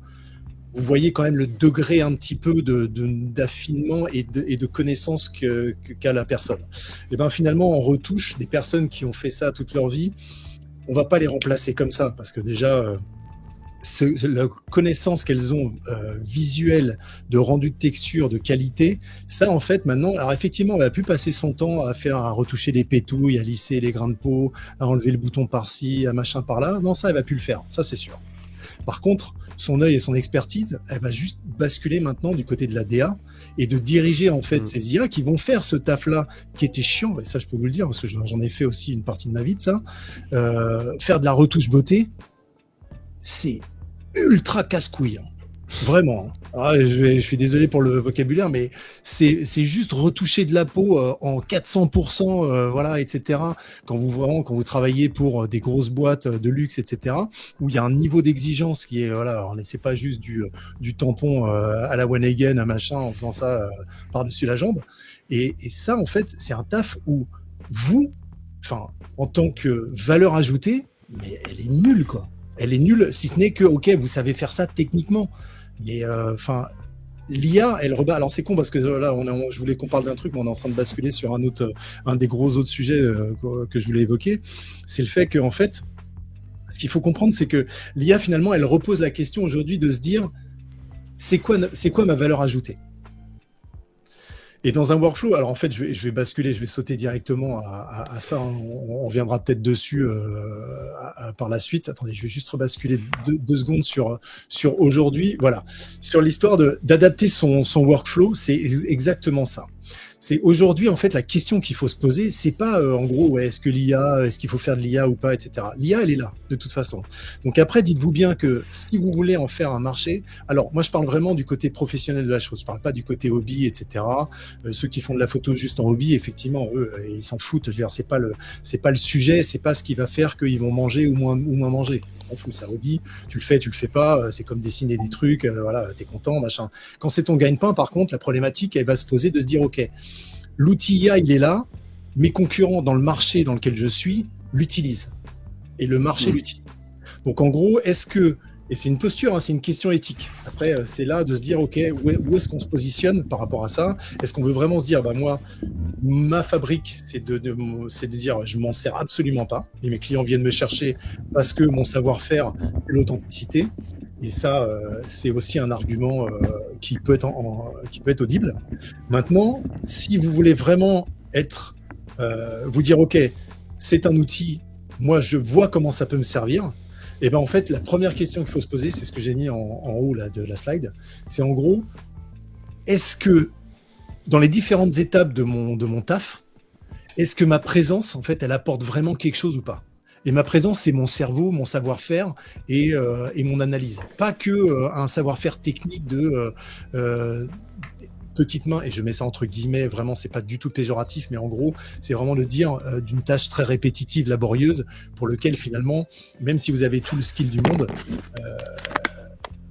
on pourrait se dire, bon, ok, ça, je sais le faire, effectivement, je peux être un orfèvre dans la retouche et tout, mais je peux aimer ça, ok, d'accord, donc c'est pas à eux que je m'adresse, mais pour ceux qui se disent, bon, finalement, ma valeur ajoutée, elle est peut-être pas là. Donc en fait, c'est de se dire, ok, dans ce cas-là, où est-ce que vous pouvez basculer le sujet et vous dire, ok, pour les tâches dans lesquelles moi, j'apporte absolument rien, l'IA va me servir et c'est top, et je vais apprendre à m'en servir, et elle va sûrement me faire gagner du temps, peut-être. Si elle me fait pas gagner du temps, c'est clair que il y a même pas de sujet, mais je pense que c'est comme ça, à mon avis, qu'il faut aborder ce nouvel outil. Parce que ça reste qu'un outil au final. Et c'est pour ça que... pour réagir sur ce que tu dis, t'as dit la notion, pour moi, qui est centrale en économie, c'est la notion de valeur ajoutée. En fait, c'est le principe de se dire, dans un flux, mais ça a toujours été le cas, au final, ce qui se passe sur l'IA, c'est ni plus ni moins que ce qui s'est passé, par exemple, sur l'industrie. Je veux dire, la délocalisation... Le micro-ondes n'a pas tué la cuisine, hein. Non, mais c'est même pas ça, mais c'est que dans les process, regarde, quand avant on fabriquait tout en France, on faisait des voitures, on faisait du textile. Le problème, c'est qu'en termes de valeur ajoutée, on a pu. Parce que nous tous les trois, on va discuter sur le truc. De toute façon, au pire, s'il y a des personnes qui sont intéressées par les slides, je les mettrai peut-être en. Mais c'est plus, je vais nous mettre comme ça à 4. Mais c'est plus le fait, à mon avis, qu'on est exactement comme.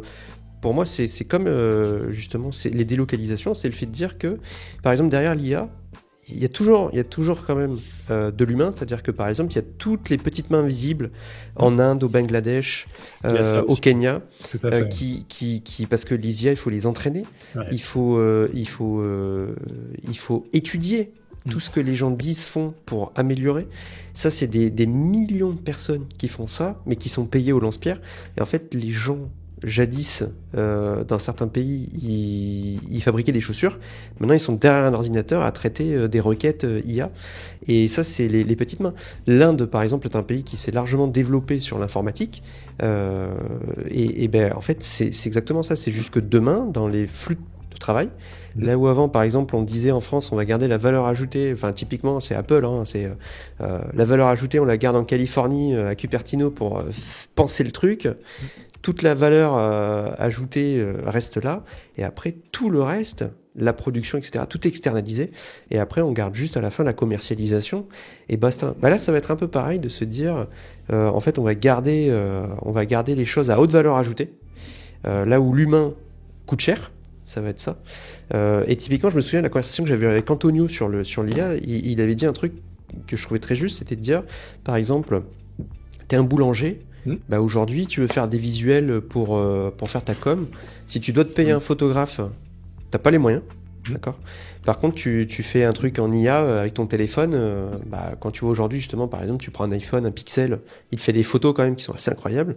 Tu fais un petit coup d'IA. Tu vas sur Canva, ChatGPT, tu fais tes petits visuels et basta. T'as un photographe, un graphiste. Enfin voilà, tu peux même planifier tes posts. Tu vas demander à ChatGPT une stratégie avec du SEO pour faire du référencement. Enfin, tout ça avant, ça aurait été, t'imagines prendre un cabinet de conseil, machin, mais un boulanger en fait, il peut pas se payer ça.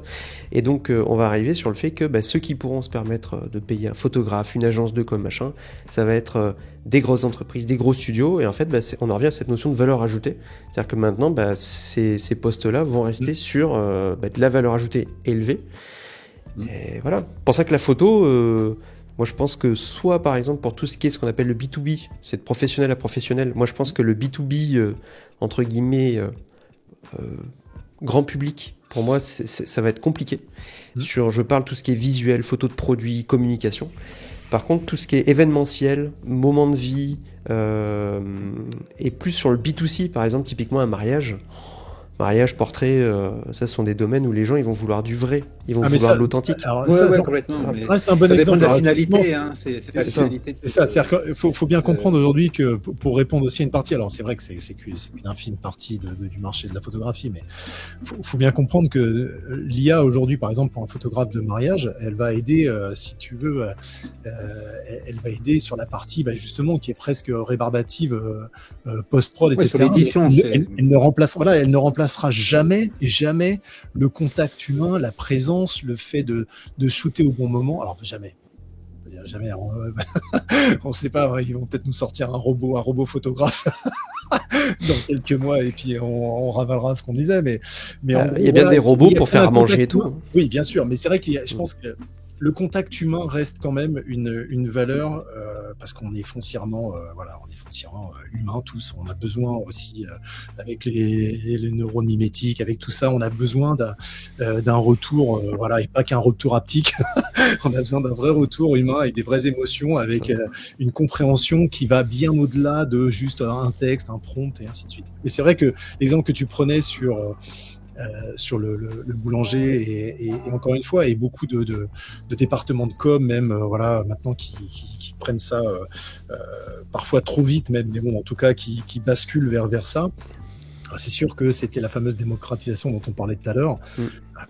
Aujourd'hui, c'est vrai que n'importe qui, avant, fallait savoir dessiner, fallait savoir faire de la typo, fallait savoir faire de la compo.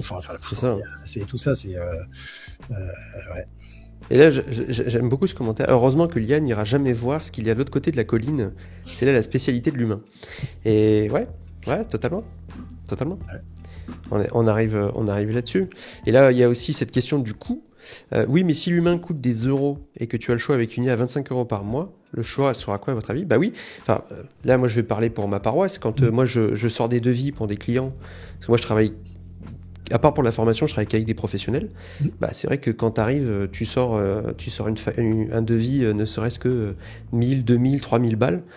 Des fois, on te regarde avec des gros yeux, tu te dis, ouais, mais attends, derrière, t'as toutes les charges, je veux dire, quand tu mets tout ça mis bout à bout, tout ça pour te dire, attends, je vais juste avoir des photos. Et tu t'es dit, ouais, ben bon, selon ce que tu veux faire, mais c'est. Ce coup-là, c'est amusant parce que quand on est passé de l'argentique au numérique, c'est un petit peu ça, hein, parce que le numérique, dès le premier jour, il y a une sorte d'IA, hein, c'est du digital, hein, parce que l'IA, c'est super vague comme truc. Et te dire, pourquoi je fais pas de l'argentique aujourd'hui tous les jours? Parce que ça a un coût, donc du coup, je préfère acheter un appareil numérique, ça me coûte moins cher en quantité de photos. Ça remplacera jamais effectivement tout.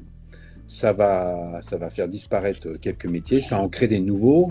Comme je disais tout à l'heure, vite fait, le four à micro-ondes n'a jamais remplacé les cuisiniers. Et puis les cuisiniers, on a des Thierry Marx qui te font des foie gras au micro-ondes et donc ils se servent des technologies d'aujourd'hui pour faire des choses incroyables. Et puis les mamans, ils continuent à faire leur micro-ondes à l'étouffer dans un torchon. Donc c'est des choses, on doit apprendre à vivre avec. Moi, la chose qui m'interpelle, voilà, c'est plutôt ce qu'on en fait et d'être à un moment à se poser la question de dire, ce que je regarde, est-ce que c'est vrai ou pas vrai? Qu'est-ce que j'en ressors? Il y avait pareil aussi un autre article qui faisait un petit peu le point sur les métiers qui vont disparaître un petit peu dans la photo et ce que tu disais sur le boulanger. Effectivement, le petit boulanger en bas de chez lui, il va se servir de l'IA parce qu'il a envie de faire, je sais pas, un calendrier et puis le jour où il doit faire la photo, il n'a pas tous ses employés et du coup, il va dire à ses employés, envoie-moi une photo vite fait avec votre téléphone et puis l'IA va générer une belle photo de calendrier. Par contre, Pierre Hermé, lui, il va toujours faire venir un vrai photographe sur place. Louis Vuitton va toujours faire des vraies photos. Shine, les filles qu'il y a dans les catalogues Shine, elles n'existent pas. Les vêtements, elles n'existent pas. Donc, en fait, il y aura toujours des vrais photographes. Il y aura toujours tous ces papiers. C'est ça. Après, il y a un débat aussi, et ça, c'était un débat même qu'on avait bien avant, même avant l'arrivée de l'IA dans le métier de la photographie. Qui était, faut bien l'histoire de dire l'humain ça coûte des euros ou même l'exemple que tu citais Mathieu avec ton devis. Faut bien comprendre que de toute façon il y a des clients. Est-ce que indépendamment qui est l'IA ou pas, est-ce qu'ils auraient payé de toute façon c'est ça. le prix? Donc et ça c'est souvent un débat qu'on a et même en école etc. avec le fait de mais comment je me positionne etc. en tarif et ainsi de suite. Il faut bien comprendre que de toute façon il y a des personnes qui même si vous êtes bon, même si tout est dans votre sens, le devis est clair, ce que vous montrez, il y a rien n'est discutable. Il y a des personnes, et notamment, je pense particulièrement une petite pensée effectivement aux photographes de mariage, il y a des personnes qui vont vous dire mais non, mais moi de toute façon, ok, c'est super ce que vous faites, mais je suis pas prêt à lâcher, je sais pas, 1000-1500 balles pour un mariage. Moi, j'ai mon petit cousin où j'ai Bloby là qui se lance dans la photo, qui vient de sortir de ses études parce qu'il est encore jeune et il a rien compris et qui fait il fait le mariage à 400 balles. Ça c'est un prix de mariage. Ok. Ces clients-là, de toute façon, c'est pas ces clients-là qu'il faut aller chercher. C'est pas. Ils existaient déjà avant et ils existeront toujours. Et voilà, bien sûr. On n'a pas les mêmes moyens, les mêmes attentes. Et puis, on est sur un domaine, mais ça, c'est le propre de l'art. On est sur un domaine où les gens, en plus, vont négocier. Alors que c'est quand même assez drôle parce que quand tu vas chez ton boulanger, tu dis pas, au fait, la baguette, vous me la faites à 1 euro, tu vois. Enfin, il y a tous ces trucs-là. Et moi, j'ai souvent tendance à dire, parce que des fois, tu peux négocier, je veux dire, c'est le principe du business. Mais ce que je veux dire, c'est que il y a des choses où des fois tu peux négocier, mais ce que je veux dire c'est que sinon moi je sais que si je dois négocier quelque chose en fait des fois je vais dire non mais en fait on va plutôt si vous n'avez pas le budget, moi je vais pas baisser mon prix, d'accord, en fait on va voir qu'est-ce qu'on va enlever quoi. Qu'est-ce qu'on va enlever ça, voilà. Et donc moi je le dis sans prétention mais moi je dis en fait aux gens juste c'est pas que je suis trop cher, c'est que en fait vous avez pas les moyens de prendre mes services, parce qu'en fait moi mes services j'engage du matériel, j'engage des moyens, j'engage du temps et j'engage surtout des compétences. Exactement. Et en fait, les gens ne mettent pas la valeur ajoutée à ça. Et c'est pas être méprisant, mais ce que je veux dire, c'est que c'est un peu comme si tu vas au restaurant. Je suis désolé, tu peux pas dire je veux le niveau d'un resto étoilé et payer le prix d'un McDo, quoi. Enfin, tu vois, arrive un moment, t'as Ça. pas les mêmes moyens, t'as pas les mêmes produits, t'as pas. Ben là, c'est pareil. Je veux dire, quand t'es photographe, que tu t'arrives, t'as plusieurs boîtiers, des objectifs, machin, tes charges. Enfin, quand tu vois rien que sur, t'enlèves ta TVA, t'enlèves tes charges sociales, t'enlèves les impôts. Déjà, tu t'es fait dépouiller, voilà, et t'as même pas mis tes charges pro. Enfin, les gens, ils réalisent pas aussi tout ce qu'il y a derrière, en fait. C'est la culture économique. Mais du coup, c'est quand même assez compliqué. Et le truc aussi, c'est qu'en Puis effet, ceux qui veulent de la aujourd'hui, bonne IA, ils vont payer cher aussi dans le futur. oui, Parce que et ça coûte un bal, très très cher. Mais Les voilà, IA, faut ça coûte passer très du très cher. temps, faut passer du temps à apprendre. Si on le fait soi-même, c'est quand même du temps. Avec votre permission, je vais montrer une photo parce que à un moment, tu m'as dit, Julien, tu as un petit peu testé. Ouais. Et c'est vrai, bon, j'ai un petit projet, je vais pas rentrer dans les détails du projet, mais je me suis amusé à un moment à générer des images avec l'IA, si j'arrive à la mettre. Voilà. Et je me Attends, souviens je vais la te mettre en première grand. fois. Voilà. Donc ça, c'est une image 100% IA pour un petit projet que j'ai en tête. Et c'est vrai que là, l'IA, moi, elle m'aide à, comme l'ami Grégory Crewdson qui a une idée en tête, qui veut arriver à une finalité. Moi, j'avais besoin d'imaginer quelque chose pour arriver à ma finalité et de me dire, voilà, si je mets tout ça en place, voilà ce que j'aimerais que ça donne. Mais pour arriver à ce résultat, et je me souviens quand je te l'ai envoyé, Fabrizio, c'était il y a quoi 4 mois, je pense, c'était vers fin 2005. Tu as eu un moment d'hésitation, tu me dis, ah ça y est, tu t'es lancé dans le projet, et puis 2 minutes après, tu m'as envoyé un message en disant, putain, mais c'est de l'IA, et je t'ai dit oui. Et ça m'a pris du temps, un temps incroyable de pouvoir générer le prompt qui va avec, voilà, d'arriver à ce résultat final. Donc, celui qui veut de la belle IA, ça m'amuse souvent de voir des vidéos où le type te dit voilà, tu arrives à faire ça en 3 minutes. Moi, j'ai essayé. En 3 minutes, je suis loin, loin, loin du résultat. C'est des heures à passer sur son ordinateur pour expliquer à ton IA ce que tu veux exactement, le refaire et le refaire avant d'arriver à un truc propre. Je rebondis sur un commentaire là qui a été marqué. Un gros client reste dans une grosse agence. Il veut un contact, une assurance et une rassurance. Moi, je m'arrête juste là, mais oui, et moi je le vois sur mes clients. En fait, il y a quand même malgré tout, dans le milieu professionnel, il y a quand même le fait de dire, malgré tout, je veux un prestataire dont on connaît les compétences, on connaît aussi comment dire, un savoir-être, il y a aussi ça. Et bon, l'IA c'est cool, mais il y a quand même tout un lot de tâches selon ce qu'on veut faire. Voilà. Après, enfin, moi, je reste sur l'avis que pour des tâches, moi que j'appelle tu parlais tout à l'heure, Fabrizio, de petites mains entre guillemets. Et c'est vraiment les tâches que tu peux. Et tout à l'heure, quelqu'un parlait, par exemple, la mécanisation sur l'industrie. Ben, c'est exactement ça. C'est de dire, avant, tu labourais la terre à la main. Ben, en fait, après, tu le mécanises. Avant, on faisait, tu sais, c'était Chaplin, tu serrais tous les boulons à la main, puis après on a créé des machines qui le faisaient. Et sur le papier, quand on a fait les machines qui serrent les boulons, elles ont toujours existé. Elles ont toujours existé. Avant, il y avait quelqu'un qui développait pour toi les photos, qui les classait, qui les archivait, qui les rangeait. C'est vrai, c'est ça. Les disques durs, c'est automatisé, mais c'est valable pour tellement de secteurs. C'est la notion de Joseph Schumpeter, c'est la notion de destruction créatrice. C'est le fait que quand on a une innovation majeure, en fait, une innovation va créer des emplois, parce que forcément, elle ouvre des domaines, mais par contre, elle va détruire aussi des tas de métiers avec. Et ça a été démontré, il y a eu des tas de travaux économiques là-dessus, sur le fait que on a eu des innovations majeures comme ça. Ça a été le charbon, ça a été le pétrole, ça a été Internet, ça a été le nucléaire, ça a été Internet. On le voit dans l'automobile. Dans l'automobile. Les gens qui disent passer de l'essence, du thermique à l'électrique, ça va faire disparaître beaucoup de métiers parce qu'évidemment il n'y aura plus besoin de vidange. Il y a plein de choses qui vont disparaître à un moment, mais ça crée d'autres métiers aujourd'hui. Il va falloir installer des bornes de recharge, il faut faire les câbles qui vont avec. En fait, ça glisse. Hein. On a tous peur parce qu'on vit dans une génération, on est habitué à des choses qui nous entourent tous les jours et de glisser sur quelque chose de nouveau. J'imagine qu'en 1900, au début du XXe siècle, quand dans Paris, tout le monde était en roulotte et avec des chevaux et qu'ils ont vu les premières voitures, les mecs ils disaient mais attendez, c'est quoi ces bagnoles, il y aura plus de travail pour nous. Bah ouais, mais aujourd'hui, tu te vois dans Paris avec des chevaux partout et de la merde. tous les Non, coins de mais rue. après, je vois qu'il y a une question sur la création de l'emploi. C'est vrai que bah, forcément, ce nouvel outil, il vient avec, euh,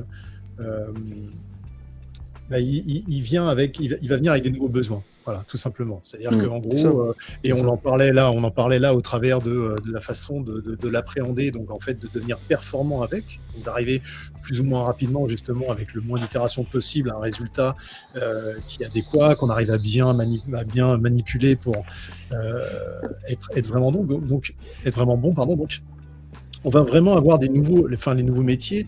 Il y a un an et quelques, on parlait, voilà, il fallait devenir prompt engineer. Voilà, il fallait devenir un super prompt. Bon, ben voilà. Maintenant, tous les gens qui sont dans l'IA savent très bien que les prompts, tu le fais faire à l'IA. C'est lui qui optimise le prompt pour C'est ça. le truc et ainsi de suite. Mais en gros, il y a, et encore, il y a même d'autres manières de faire, mais en gros, tu vas avoir un nouveau métier qui est plus dans par exemple, dans les boîtes, justement dans les agences, je ne sais plus qui parlait d'agences, mais en gros, voilà, maintenant, il va y avoir des besoins en des personnes qui sont capables de prendre des datasets ou prendre en fait justement une marque, un savoir-faire d'une marque ou comment dire, une patte d'une marque et de travailler avec une IA pour être capable de restituer cette patte-là. Ça va être un nouveau métier. Voilà, Ouais. c'est des nouveaux Ça, métiers ça qui vont être capables, rejoint justement, ça rejoint un sujet qui a été, enfin, qui a interpellé beaucoup de personnes à un moment, c'est quand toutes ces IA sont arrivées l'année dernière, hein, vers le milieu 2025, les gens, les seniors, hein, comme certains d'entre nous, nous trois, il y en a un qui est un petit peu plus jeune que nous dans la bande, mais ces seniors se sont dit, oh putain, il y a l'IA qui arrive, on va se faire bouffer, on va se faire remplacer, et finalement, on a vu fin 2025 un inversement parce que on a besoin de l'expertise des seniors Ah ouais, c'est ça. que les IA n'ont pas, que les jeunes d'aujourd'hui n'ont pas encore.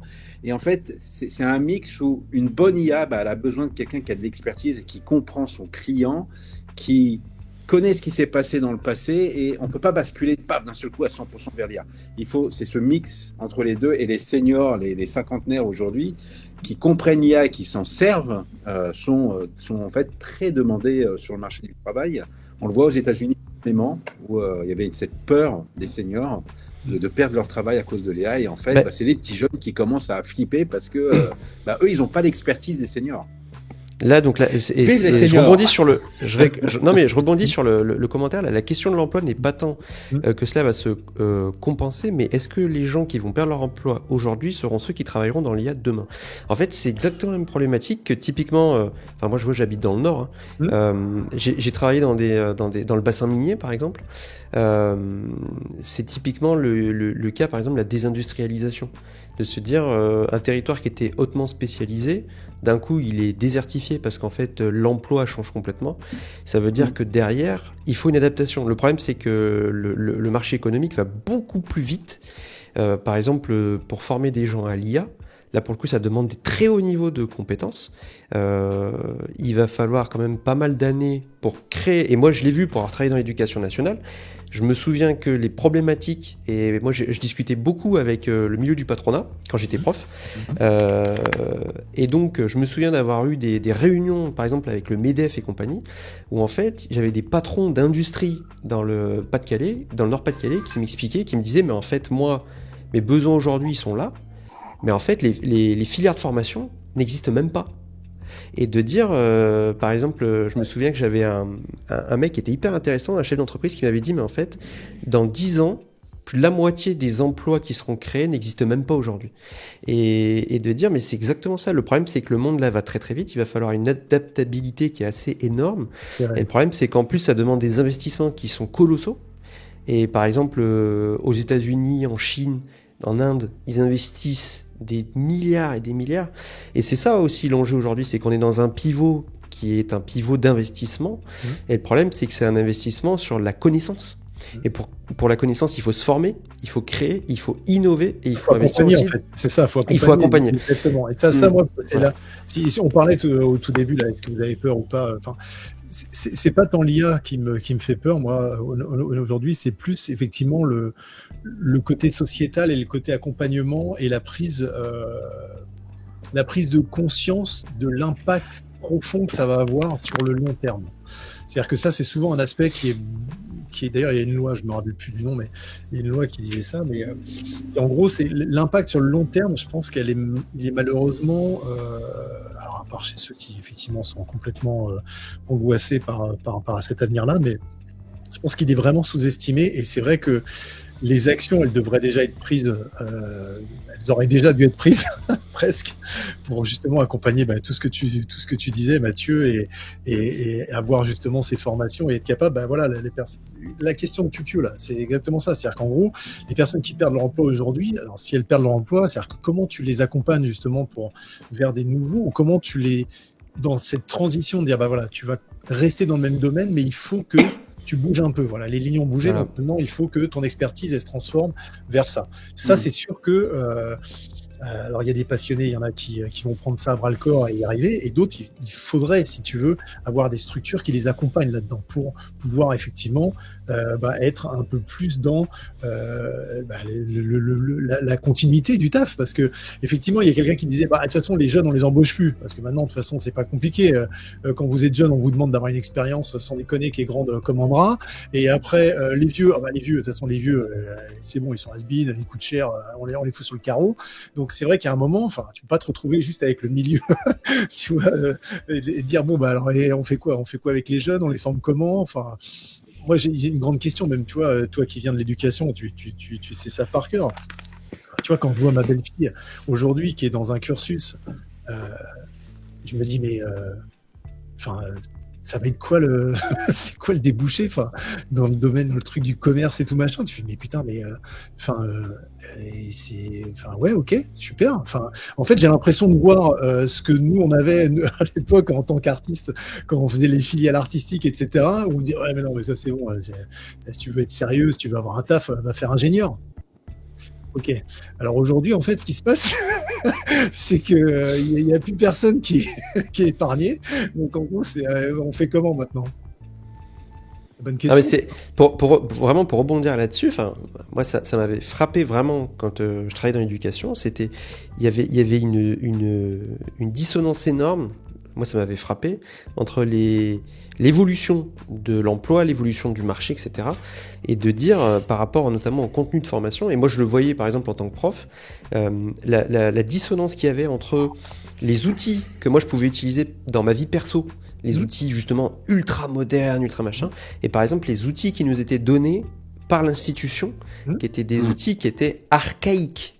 Quand je dis archaïque, c'est que dans l'éducation nationale, on utilisait des logiciels qui étaient archaïques. Et de dire comment... Alors qu'on est censé former les générations du futur. Et c'est ça le truc, c'est qu'en fait, même je vois dans les filières, et ça c'était assez problématique dans les filières techniques, dans les filières pro, il y avait des fois des écarts considérables, par exemple de technologie, entre ce qui était enseigné dans les filières et puis ce qui était dans les entreprises.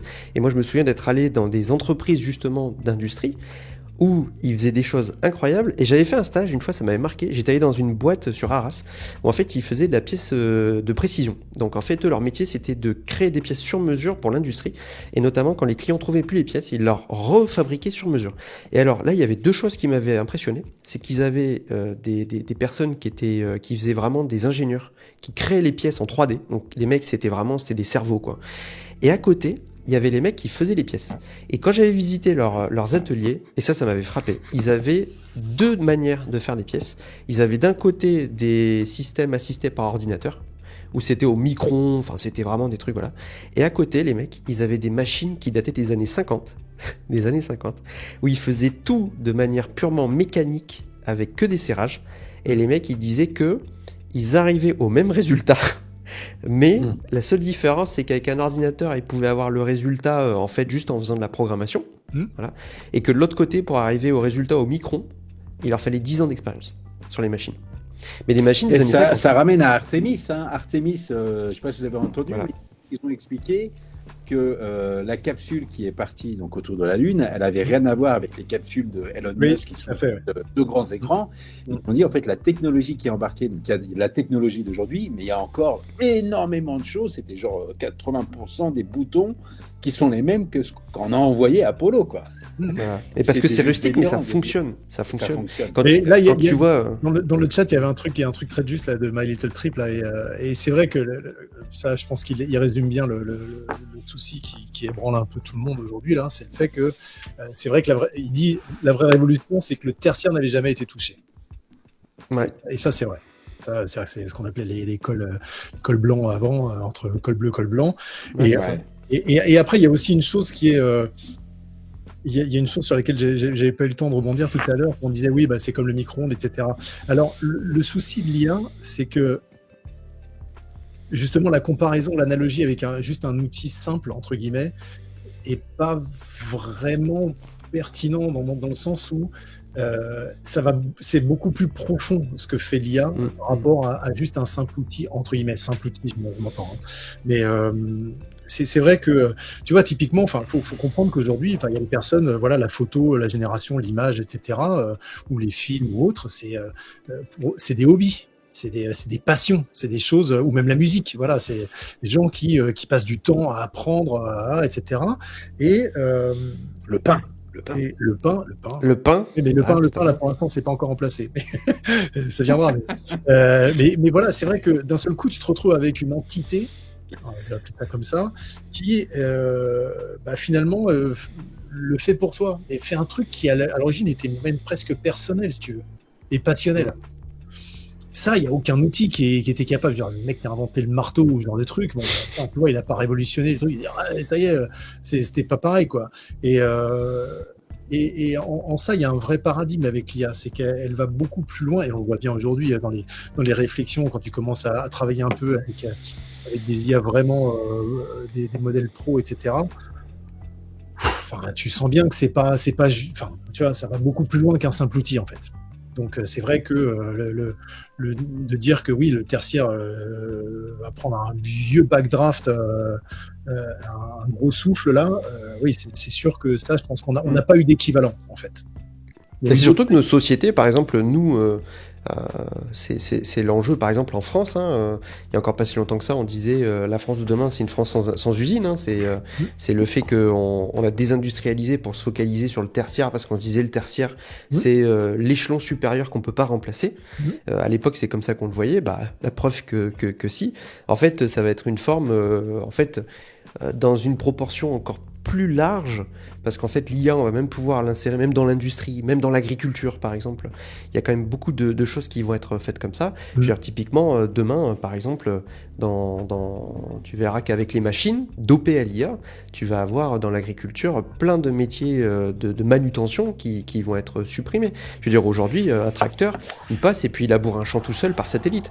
T'as plus besoin d'avoir quelqu'un qui pilote. Dans l'industrie, tu peux avoir tout qui peut être fabriqué de manière autonome. Et là, en fait, on en revient à ça, c'est le fait de se dire en photo et plus largement dans la vie, la question qu'on doit se poser, c'est demain, quelle est la place de nous-mêmes? Quelle est notre propre place, quoi. C'est ça, exactement. En fait, c'est une question purement philosophique, c'est de savoir finalement dans nos sociétés quelle est la place. Mais on en revient à peu près sur tout, je veux dire, aujourd'hui, avec le numérique, c'est de se dire, je pense qu'il y a un retour aussi là-dessus. C'est comme sur l'alimentation, on parlait d'alimentation, le fait qu'on a fait des années, moi c'est un peu le film L'aile ou la cuisse. Excellent. Non, mais c'est vrai. C'était très précurseur, je trouvais. Mais le côté où justement on arrivait à l'alimentation 2.0 industrialisée, optimisée, mais dégueulasse. Et puis à côté c'était salade and tomatoes. Enfin Louis de Funès, quoi. Et on arrive à ça, et c'est le fait de se dire justement. Moi je pense que c'est comme pour toi avec l'innovation. C'est comme par exemple pour la photo. La photo, on revient à ça, mais le fait que on disait et ça a été dit, le numérique, par exemple, quand le Leica est sorti, le 24-36, c'est la mort des chambres. Ça c'est sûr que voilà, mais ça n'a pas empêché de faire la photo. Quand le numérique est arrivé, ça va l'iPhone des appareils photo à l'époque. Mais c'était exactement. Après, il y a eu le numérique. Aujourd'hui, on arrive avec l'IA. Mais le truc, c'est qu'aujourd'hui, par exemple, moi, ce que je trouve extraordinaire, c'est que on a des photographes itinérants à la chambre qui réapparaissent. Chose qui avait complètement disparu. Parce qu'aujourd'hui, les gens, ils se disent, non, mais c'est vrai. Non, mais Julien, tu sais très bien de quoi on parle. Mais tout ça pour dire, aujourd'hui, les gens, c'est comme sur l'alimentation. Il y a le fait de dire, on veut moins, mais mieux. C'est comme disent les anglo-saxons, less is more. C'est de privilégier peut-être plus la qualité à la quantité. Le problème, c'est que là, il faut dissocier ce qui est de l'ordre du plaisir. Par exemple, manger, c'est du plaisir, c'est une question de santé. Et puis de l'autre côté, il faut différencier, par exemple, pour la photo, la pratique plaisir, où là, les gens, ça restera toujours un hobby. Donc l'IA, finalement, à part être une assistance. Mais par contre, pour les milieux professionnels, là, ça va être autre chose. Et je pense qu'il y a des filières en photo, par exemple, tous ceux qui font de la photo de produits, tous ceux qui font... ça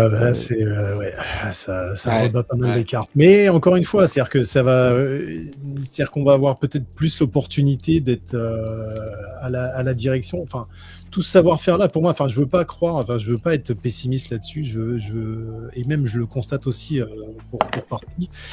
Ce savoir-faire-là, il fait la différence. Justement, c'est pour ça que il faut surtout pas que ces personnes qui ont ce savoir-faire-là le gâchent presque en se disant ouais, mais alors du coup, vu que c'est remplacé par l'IA maintenant, je prends pas ce virage-là. C'est con parce que faut bien comprendre que entre deux personnes qui utilisent l'IA, celle qui a des connaissances techniques et qui a vraiment une sensibilité et un travail et une expérience, une culture, un background, ça fera toujours la diff au bout d'un moment, à égalité. Et surtout qu'au bout d'un moment, comme on le disait, de toute façon, au bout d'un moment, l'histoire des prompts et tout ça, ça va se lisser. Le truc va se niveler. Et en gros, la seule différence, ça va justement être ce qu'apportent les gens eux-mêmes dans ces domaines-là. Donc, je pense qu'il y a encore du positif. Faut pas voir le truc comme étant sombre et dystopique. Mais par contre, c'est vrai qu'il y a quand même des points qui sont pas super, qu'on n'a pas eu le temps et qu'on n'aura pas le temps d'aborder sur, effectivement, sur le cramage de ressources, comme c'était cité. Ouais, c'est ça. Sur l'éthique, on n'a pas parlé de l'éthique, on n'a pas parlé de, justement, le côté philosophique, c'est-à-dire qu'est-ce que ça va laisser derrière. Enfin, vous vous rendez compte qu'aujourd'hui, en produit, il y a plein d'images, on sait même plus, bientôt on saura même plus ce qui est du vrai, ce qui est du faux. Putain, les gens dans 60 ans, ou je sais pas, ou dans une génération qui vont retomber sur des images, comment ils sauront distinguer ce qui était vrai, ce qui était pas vrai.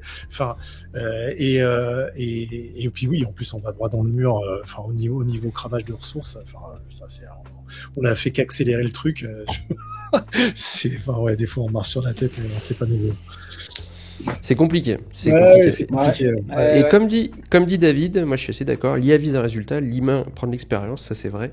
Et comme je disais, quand même, selon ce que l'on veut quel faire... philosophe, bien sûr. Ce David. Mais ce que tu disais, Fabrizio, c'est le fait que, par exemple, un client, le fait de te dire, tiens, je vais passer par exemple par un photographe, c'est que derrière, en fait, tu paies pas que le résultat.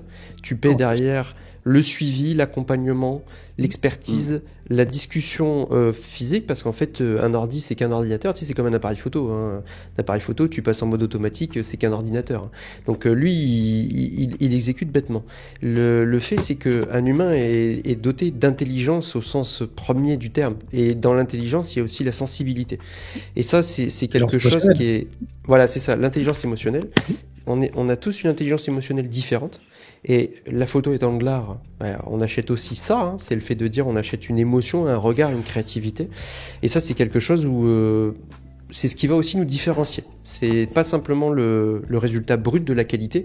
Aujourd'hui, tu achètes n'importe quel appareil photo, tu fais des super photos, machin. Mais c'est vraiment maintenant, ça va être... moi, je pense aussi aujourd'hui, l'enjeu, par exemple pour les photographes, c'est pas tellement simplement la qualité du travail, mais c'est aussi la manière, pour moi aujourd'hui, on est aussi et surtout avant tout un bon communicant. Et pour moi aujourd'hui, pour t'accompagnes ton client, etc. Bien évidemment. Voilà. Et c'est plus, moi je dis la première chose, c'est ce que souvent, moi je reçois beaucoup de messages de personnes qui veulent se lancer dans la photographie professionnelle et qui me demandent des conseils. Moi je dis, en fait, le meilleur des conseils que je peux donner, c'est avant tout, c'est de se dire, en fait, pense avant tout ton entreprise avant de penser la photographie. Parce qu'en fait, aimer faire des photos, c'est une chose, en vivre, c'est autre chose. Et le truc, c'est que il faut vraiment penser, quand t'es photographe, t'es un chef d'entreprise, en fait. Et ça, c'est le truc, c'est qu'aujourd'hui, en fait, pour, par exemple, survivre en tant que photographe, il faut communiquer, il faut savoir se mettre en valeur. Et ça, c'est des choses, c'est pas parce que tu fais des belles photos que tu sauras te mettre en valeur, que tu sauras accompagner tes clients, etc. Et moi, je pense que demain, c'est ça qui sera fondamental. C'est le fait de dire, aujourd'hui, t'achètes n'importe quel appareil photo, t'as une qualité d'image qui est stratosphérique, mais c'est comme tout outil. Tu parlais du marteau. Un marteau, tu peux l'utiliser pour mettre un clou. Tu peux aussi l'utiliser pour fracasser la tête de quelqu'un. Ouais, ça reste un outil. Non, puis après, il y a aussi une dimension, là, pour finir un petit peu, il y a aussi une dimension qu'il faut intégrer, c'est de plus en plus, les clients maintenant vont arriver auprès des photographes et auprès d'ailleurs des agences de créa et tout, enfin ça va être pareil, maintenant en fait, il va y avoir des références IA qui vont être un peu le socle de discussion, et là c'est pareil, il va falloir en fait apprendre à faire un peu de pédagogie auprès des clients, d'expliquer ce qui est faisable, ce qui est pas faisable, parce que du coup tout paraît simple aujourd'hui aussi pour les gens qui ne connaissent pas et qui justement sont souvent côté client, qui vont dire ouais, regardez, c'est simple, on fait ci, on fait ça, il y a qu'à Faucon, il y a 4001 et pas ceux qui volent, mais humour, en gros enfin vraiment il faut vraiment intégrer ça aussi dans la partie taf. L'IA maintenant, elle devient aussi un vocabulaire et un langage et les clients maintenant vont venir avec ça. Ouais, les gens vont se différencier dans l'IA comme les gens se différencient dans la photo, enfin dans plein de choses. Il y a les bons en IA, les moins bons en IA, les... Bon messieurs, on a super fait long encore. Voilà. Eh ben, 2 heures. Je pense que du coup, il va être temps de conclure ce live. Si vous avez d'ultimes questions, les amis, c'est peut-être le moment de nous les poser et pour qu'on y réponde ou pas, parce que Julien, là, j'entends son ventre d'ici qui fait. Il n'y a pas que le mien, je pense que Fabrizio qui est. Ouais. Ah, moi, vous êtes sur répondeur déjà. Là. Moi, Fabrizio, il est parti. Moi, c'est mon IA là, qui vous parle. En fait, c'est un avatar. C'est mon avatar qui est exactement. Voilà, ce ne sont que des hologrammes. Eh bien, écoutez, les amis, vivement le prochain épisode sur l'IA. Ouais, on aura l'occasion d'en refaire un. J'imagine. Non, mais c'est vrai, c'est un sujet, c'est un puissant fond. C'est un puissant fond. Eh bien, écoutez. Merci les amis, merci beaucoup d'être passés. On a eu beaucoup de messages. Merci. Voilà. Mais c'est frustrant parce qu'en fait, on a du mal, on peut pas. Enfin, c'est compliqué. J'arrive pas à interagir. Moi, je suis vraiment désolé. Je suis un peu une quiche avec ça, mais en fait, j'arrive pas à suivre en même temps les échanges sur le chat. C'est compliqué. Pardon. C'est pour ça que on essaie de gérer. Sans l'humour de 5e, pas de masterclass réussi. Eh oui, sans l'humour de 5e, pas de masterclass. De toute façon, si vous avez des questions, les amis, n'hésitez pas à nous envoyer vos questions en commentaire. Non, vous envoyez tout en message privé. Envoyez à qui vous voulez. Mais voilà. Et en plus, si vous avez aussi des idées de suggestions pour le format, des idées, des trucs que vous aimeriez, surtout n'hésitez pas à nous le dire. Il faudrait qu'on mette en place peut-être une boîte à idées. Voilà, ça pourrait être sympa de mettre en place une boîte à idées. On est toujours preneur et vous pouvez demander à vos IA de vous proposer des idées. Voilà, on va terminer sur le mot d'Eric. Je dirais juste vous êtes beau, vous êtes bon, on vous aime. C'est beau. Merci. Ouais, pareil, on est heureux de partager avec vous tout ça. Ouais. C'est juste du plaisir. Eh bien écoutez, on va vous laisser les amis. On se retrouve pour le prochain épisode. On vous dit pas encore de quoi on va parler. Ce sera la surprise. Et puis en attendant, les gars, bon appétit. Ouais. Prenez bien soin de vous. Et allez faire des photos. Profitez de la vie. Créer des souvenirs. Le mot de David pour la fin. L'EHPAD va fermer. Bonne nuit. L'EHPAD Bon, allez. Allez, sur ce, bonne soirée les amis. Et à très bientôt.